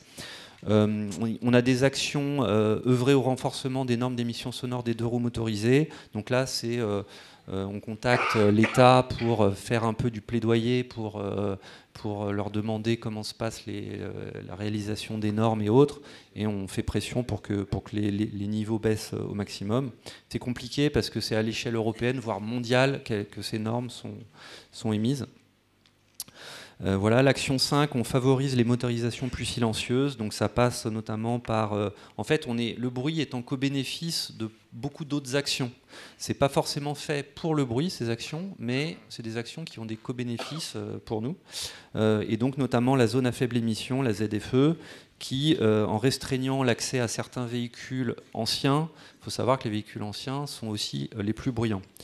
Il y a aussi le recours à des camions qu'on appelle PIC, des camions de livraison qui ne doivent pas faire plus de 60 décibels, le groupe froid, le chauffeur est formé à ne pas mettre la radio à fond. Voilà. L'action 6, c'est la limitation de la circulation de transit et de l'aménagement de l'espace public. Donc là, c'est tout ce qui va être la zone à trafic limité, le plan vélo, le plan piéton. Tout ça favorise les modes doux qui sont aussi moins bruyants. L'action 7, c'est le déploiement de revêtements acoustiques intramuros, donc je vous en ai déjà parlé. L'action 8, c'est envisager des sirènes moins bruyantes et lutter contre l'usage abusif des klaxons. Il faut savoir que ça passe beaucoup par des notes internes du préfet de police à ses effectifs, où il rappelle régulièrement l'usage des sirènes par ses services. Il faut savoir aussi que Bruit Paris, et là il y a un contrat qui a été de partenariat avec la ville de Paris pour développer les études sur les sirènes et les klaxons. Ça a été fait également Porte d'Asnières, où par exemple il y a 618 klaxons par 24 heures Porte d'Asnières et une moyenne de 90 sirènes, et ça représente 54% du bruit ambiant. Alors c'est une zone un peu particulière, mais voilà, cette objectivation permet ensuite d'aller voir le préfet de police pour lui dire il y a un vrai sujet à tel ou tel endroit. Et donc il y aura d'autres études qui seront faites dans le 5e, 6e, 13e et 14e arrondissement. L'action 9, c'est tout ce qui est en lien avec le PLU bioclimatique, donc c'est au maximum intégrer la notion acoustique dans tous les plans de la ville. Voilà, l'action 11, c'est l'évaluation de ce qui se fait sur le boulevard périphérique, avec une cartographie dynamique du bruit, avec une évaluation annuelle qui va se faire, et avec un bulletin du périphérique hebdomadaire.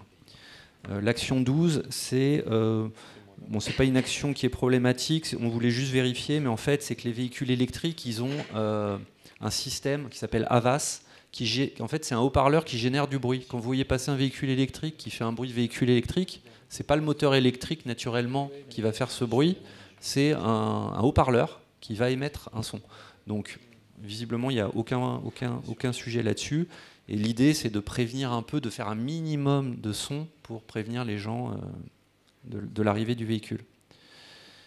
Voilà, l'action 13, c'est être en lien avec tout ce qui se fait sur la végétalisation et la biodiversité. Il faut savoir que le fait de désimperméabiliser ou d'avoir des sols poreux, ça absorbe le bruit. Tout ce qui va être poreux va absorber le bruit. Voilà, donc dans l'action 14 et dans tous les projets de la ville, on insiste pour qu'il y ait des études acoustiques de fait, très en amont des projets, pour prendre en compte l'acoustique. L'action 15, c'est de solliciter des fonds auprès de la métropole du Grand Paris. Il faut savoir que la métropole du Grand Paris, elle joue un rôle dans les nuisances sonores, enfin dans la lutte contre les nuisances sonores. L'action 16, bien sûr, donc c'est une action qui a été reprise dans le plan bruit. C'est l'action pour la réduction des nuisances sonores liées à l'aéroport d'Issy-les-Moulineaux.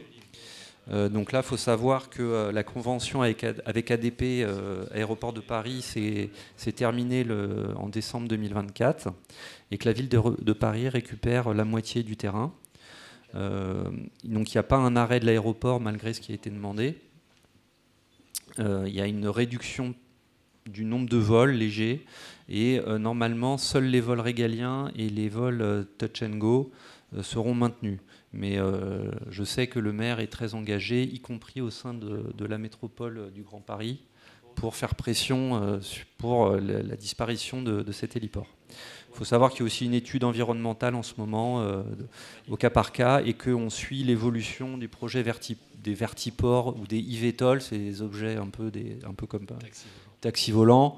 Donc on est très vigilant pour pas que ça s'installe ou voilà. Ou alors si ça s'installe, on demandera des comptes pour pas que ça crée de nuisances. Donc là, c'était tout ce qui était, voilà, vous voyez tout le panorama sur les actions bruit dans l'environnement.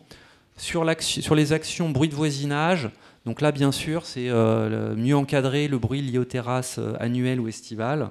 Donc là, la police municipale, c'est essentiellement des actions de la police municipale qui est vraiment très investie là-dessus. Donc il y a à la fois de la verbalisation, beaucoup de pédagogie, de la sensibilisation. Voilà, c'est une verbalisation qui se fait au jugé, il n'y a pas besoin de sonomètre, mais l'idée quand même c'est que la sensibilisation et la pédagogie doivent suffire. C'est pas toujours facile, je sais.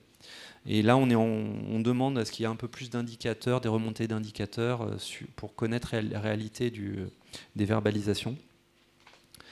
L'action 18, donc c'est tout ce qui est prévention dans les quartiers festifs. Donc là, il faut savoir qu'il y a les pierrots de la nuit qui peuvent intervenir. Alors ils ne font pas juste de l'intervention sur l'espace public au moment où les problèmes apparaissent.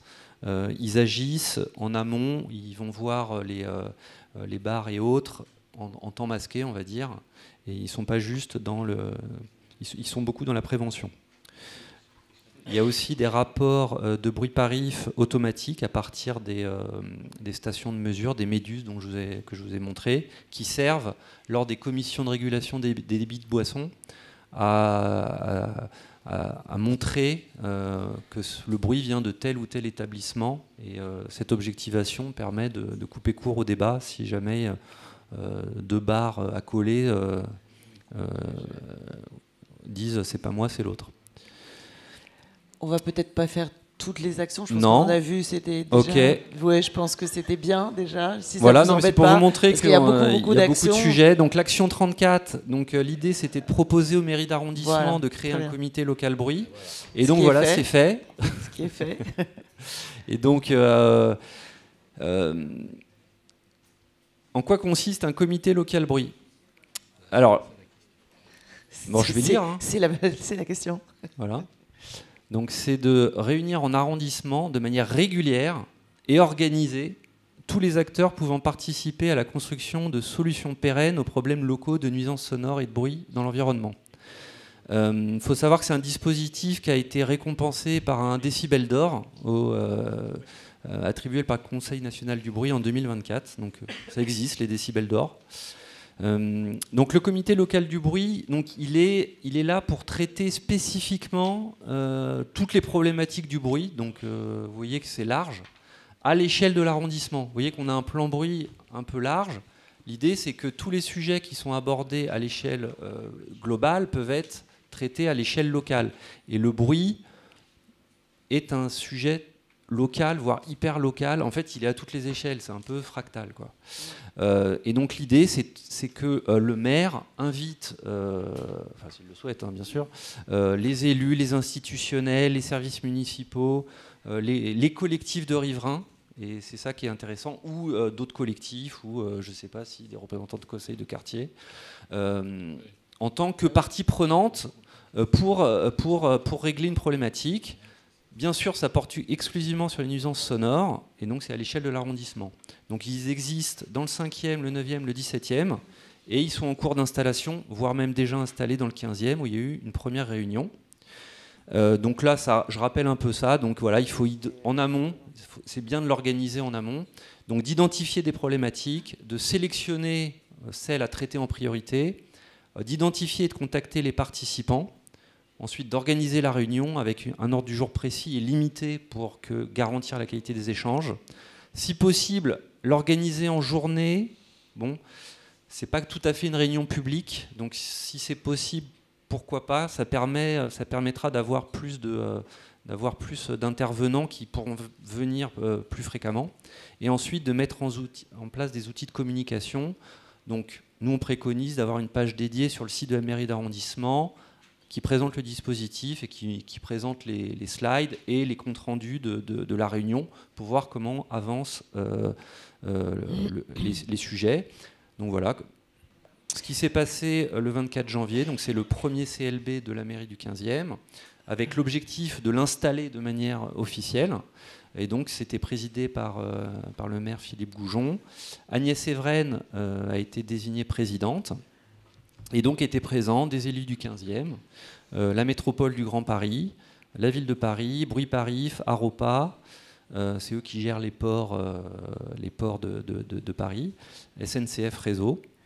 Donc c'est des acteurs qui sont habituellement là dans les CLB, notamment du 17e. Et donc les sujets qui ont été traités, donc c'est avant tout. Le maire a rappelé son implication sur ces sujets de bruit, le rôle de la métropole, l'importance du bruit sur la santé. Le président de Bruit Paris était là. On a parlé des radars, des capteurs de bruit, du plan bruit. SNCF Réseau sur le bruit ferré s'est dit à l'écoute de tout sujet précis qui lui serait remonté. Et Aropa a parlé des bonnes pratiques de gestion du bruit festif sur laquelle ils ont une certaine expérience qu'ils pouvaient mettre à contribution si jamais ce type de bruit survenait dans le 15e. Merci. Donc voilà. Merci beaucoup. Tout est disponible pour bien travailler sur le sujet. Merci beaucoup pour votre intervention. Effectivement, pour le comité local du bruit, chaque conseil de quartier va désigner un référent. Donc moi j'ai fait pour mon conseil de quartier appel à candidature pour avoir un référent. Pour l'instant je n'ai qu'une réponse, c'est le président qui aimerait bien être le référent, mais évidemment si d'autres conseillers de quartier veulent l'être, je vous ai fait parvenir un mail pour savoir si vous vouliez être ce référent. Monsieur le maire, un mot sur le comité local du bruit? Non, on va peut-être passer au... Très bien, merci monsieur le maire. Oui, je sens qu'il y a des questions. Je voudrais juste préciser une chose. Effectivement, il y a beaucoup de bruit dans notre quartier et je voudrais vraiment vous remercier d'avoir fait des travaux avec le nouveau revêtement qui se trouve maintenant avenue Émile Zola, donc place Dreyfus en fait. Il se trouve que c'était un endroit où les bus passent toutes les demi-heures, les bus de nuit, et qui faisait un bruit infernal. Et c'est vrai que depuis que le revêtement a été refait, c'est beaucoup plus calme. Par contre, il y a un autre problème. Nous avons eu des travaux. On en est à 4 ouvertures de trottoirs en un peu plus d'1 an. Et là, le trottoir va à nouveau être ouvert. Et on se retrouve en permanence avec des engins de chantier, des travaux de nuit pour les passages de rue et tout ça. Ça devient absolument invivable, ce genre de choses. Est-ce qu'il y a quelque chose à faire? Est-ce qu'on peut intervenir de quelque façon que ce soit? Est-ce qu'il y a des relevés?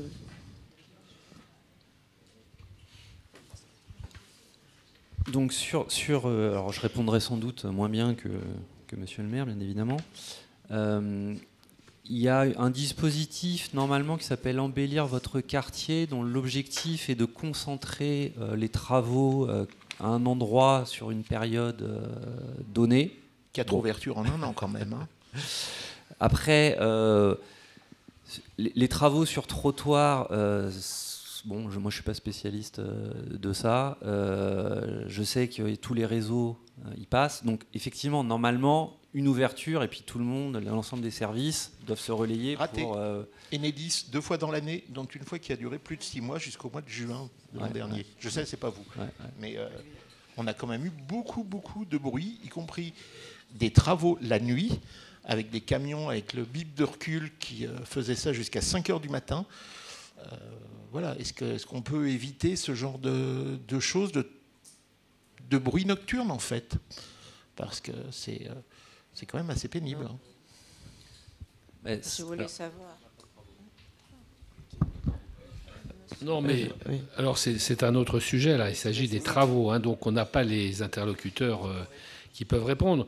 Moi, ce que je peux vous dire, c'est que c'est quand même rarissime qu'il y ait des travaux la nuit et en général, on ne donne pas l'autorisation, sauf quand il y a des problématiques particulières, du genre travaux d'urgence. Parce qu'il y a un logiciel général à Paris dans lequel sont inclus tous les travaux et normalement, c'est vrai qu'on évite dans l'année de réouvrir.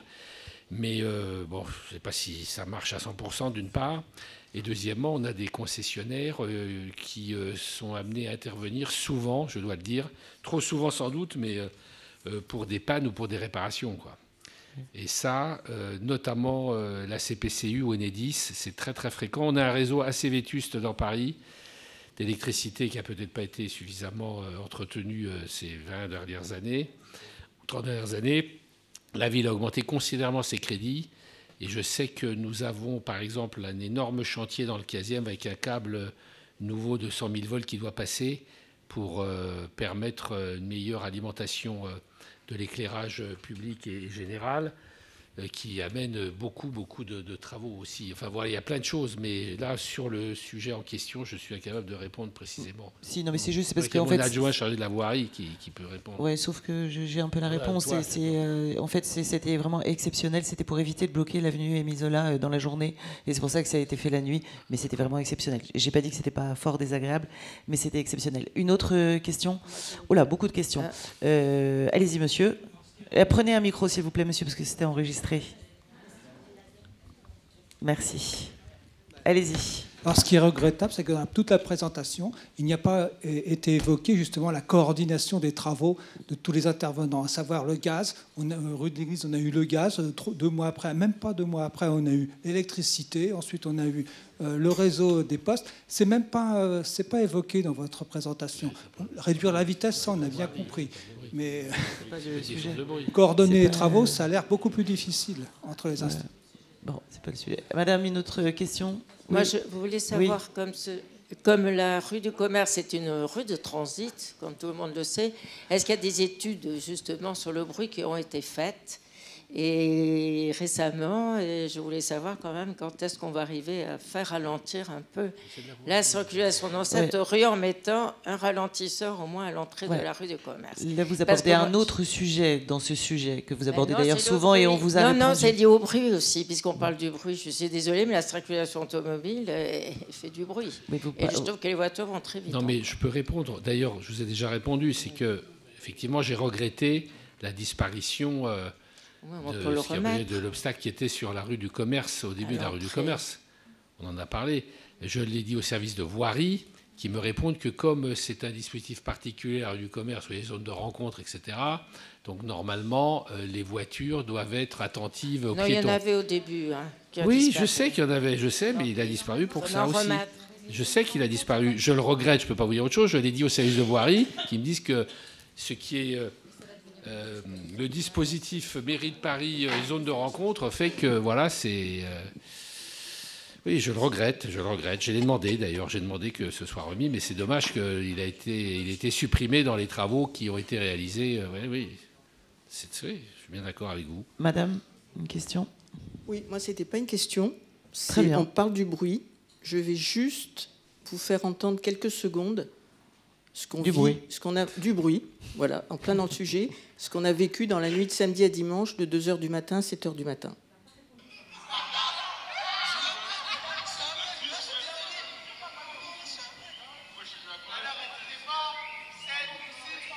Voilà, je ne l'ai pas mis à fond, pas la peine, c'est enregistré. On en a parlé avec le commissaire tout à l'heure. Mais voilà, là c'était le bruit. Merci. Madame, vous vouliez poser une question? Non, monsieur là-bas, s'il vous plaît. Merci de lui donner un micro. Merci. Oui, juste, ça n'a rien à voir avec votre débat, et puis les gens des travaux ne sont pas là, mais il y a une tranchée qui est ouverte depuis plus d'1 an devant le 60 rue Violet et la moitié de Biot. On est en train d'intervenir, monsieur. On est bien au courant. Ne vous inquiétez pas. On est en train d'intervenir. Un an, dessus. ça fait long, oui. Oui, c'est très long, oui. Ça fait 1 an qu'on intervient. Pour en revenir sur le bruit, est-ce qu'il y a en prévision de l'installation de radars au niveau du 15e et plus particulièrement dans notre secteur? De radars pédagogiques, par exemple, je pense. Parce que d'après votre carte, il n'y en a que 2 dans le 15e, à ce que j'ai vu, les 2, enfin, rue Frémicourt. C'est un peu léger quand même. Non, c'est pas des radars. Non, c'est pas des radars. C'est des capteurs de bruit, ou enfin, je ne sais pas comment vous appelez ça. Oui, parce qu'on l'a dit sur la rue Frémicourt, comme la rue Frémicourt a été extrêmement martyrisée avec les travaux du parking, voilà quelques années. Donc j'ai souhaité qu'il y ait un petit geste commercial, si je peux dire, pour la rue Frémicourt. Et c'est là que nous avons obtenu des crédits européens, d'ailleurs, mais de la ville aussi, pour faire cette expérimentation que vous avez évoquée, d'un bitume nouveau, assez révolutionnaire, anti-îlot de chaleur et anti-bruit. C'est-à-dire qu'avec ce bitume, la température au sol diminue de plusieurs degrés et le bruit d'environ 20-30%, au moins 30%, 30-40%, je ne sais plus exactement, enfin de plusieurs décibels en tout cas. Ce qui fait que ce bitume, c'est ce que vous avez dit, ce revêtement sera donc mis dans un certain nombre de voies parisiennes. On a refait le revêtement du quai Citroën, où j'avais beaucoup de plaintes aussi des tours du front de Seine avec ce revêtement. Une partie de la rue Lecoq, c'est-à-dire quand il y a des travaux, quand il y a un nouveau revêtement, voilà, c'est ce revêtement-là qu'on met. Qui coûte cher évidemment, mais qui est plus confortable pour les riverains. Je confirme, il est très efficace. Bien, monsieur, je vous remercie beaucoup pour votre intervention. Nous allons maintenant passer à un autre sujet qui est une information sur les centres médicaux de soins non programmés. Donc on va commencer par celui qui est dans l'hôpital Necker. Donc le centre de soins, est-ce qu'on peut passer à la slide? Merci beaucoup. Le centre de soins non programmés Urgence Med à Necker est au 149 rue de Sèvres. Il est ouvert tous les jours de 9h à 22h, y compris le week-end et les jours fériés, sans rendez-vous ou avec rendez-vous. Il y a une présence de médecins et d'infirmiers sur place pour répondre rapidement aux besoins de soins immédiats, relevant de la médecine générale, de la petite traumatologie, d'effectuer des soins techniques ou des prélèvements pour bilan biologique ou des soins infirmiers. Il prend en charge tout type de consultation médicale pour les adultes et pour les enfants. Ouvert en partenariat avec Urgence Med, qui est un intermédiaire logistique, qui organise la présence, le planning des médecins, qui trouve des médecins qui acceptent de consacrer 1 ou 2 journées par semaine à cette activité. C'est un lieu de consultation où sont présents des médecins généralistes qui consultent sans rendez-vous. Ils n'ont pas de vocation de devenir des médecins traitants. Ils répondent à une demande urgente. Quand votre médecin traitant ne peut pas vous proposer un rendez-vous dans les 24 heures ou 48 heures, alors que vous en avez besoin. Et plutôt que de se rendre dans un service d'urgence où l'attente est très très longue, ce centre de soins non programmés est mis en place pour permettre d'avoir une consultation dans la journée, dans la demi-journée, mais seulement pour vous dépanner. Est-ce qu'on peut passer à la slide 3, s'il vous plaît ? Donc ce projet, il est parti de l'hôpital Necker en lien avec la mairie du 15e. En effet, le recours aux services d'urgence est de plus en plus intensif partout en France. À l'hôpital Necker, il y a un service d'urgence pédiatrique qui est d'une taille assez impressionnante et qui reçoit plus de 70 000 passages par an. 200 patients par jour se présentent au service d'urgence. Les 15-20 dernières années, ça n'a fait qu'augmenter chaque année. Cette progression est liée en partie du fait qu'il est de plus en plus difficile de trouver des rendez-vous à court terme avec son médecin et généraliste en ville, en particulier le soir et le week-end. Le service d'urgence de l'hôpital Necker, comme de tous les hôpitaux de la région parisienne, se retrouve à avoir des patients qui viennent à défaut d'avoir trouvé une consultation urgente en ville. Pour la pédiatrie, Michel. Pour la pédiatrie, Michel. Il a été constaté qu'une fois que les parents viennent aux urgences Necker, aux urgences de Necker, et qu'on se rend compte en fait que pour leur enfant, une simple consultation avec les généralistes aurait pu suffire et qu'il n'y a pas besoin du plateau technique de l'hôpital, il est difficile de les renvoyer vers l'extérieur et de les faire ressortir de l'hôpital sans qu'ils aient vu un médecin. D'où l'idée d'avoir un centre de soins non programmé à l'intérieur de l'hôpital Necker pour répondre à ce besoin des parents et pouvoir les réorienter, les parents, non pas vers l'extérieur, mais vers le bâtiment qui sera maintenant à l'intérieur. Notons que ce centre, il est ouvert aux adultes également. Alors, comment fonctionne le service des urgences? En fait, quand vous arrivez, il y a une infirmière qui vous reçoit. Et en fait, il y a un tri par couleur. Alors, les verts, ce sont les patients qui ne nécessitent pas le plateau technique des urgences. Donc, comme ça, vous pourrez repérer votre couleur. Les jaunes, il y a besoin d'un examen complémentaire. Orange, il y a un soin urgent.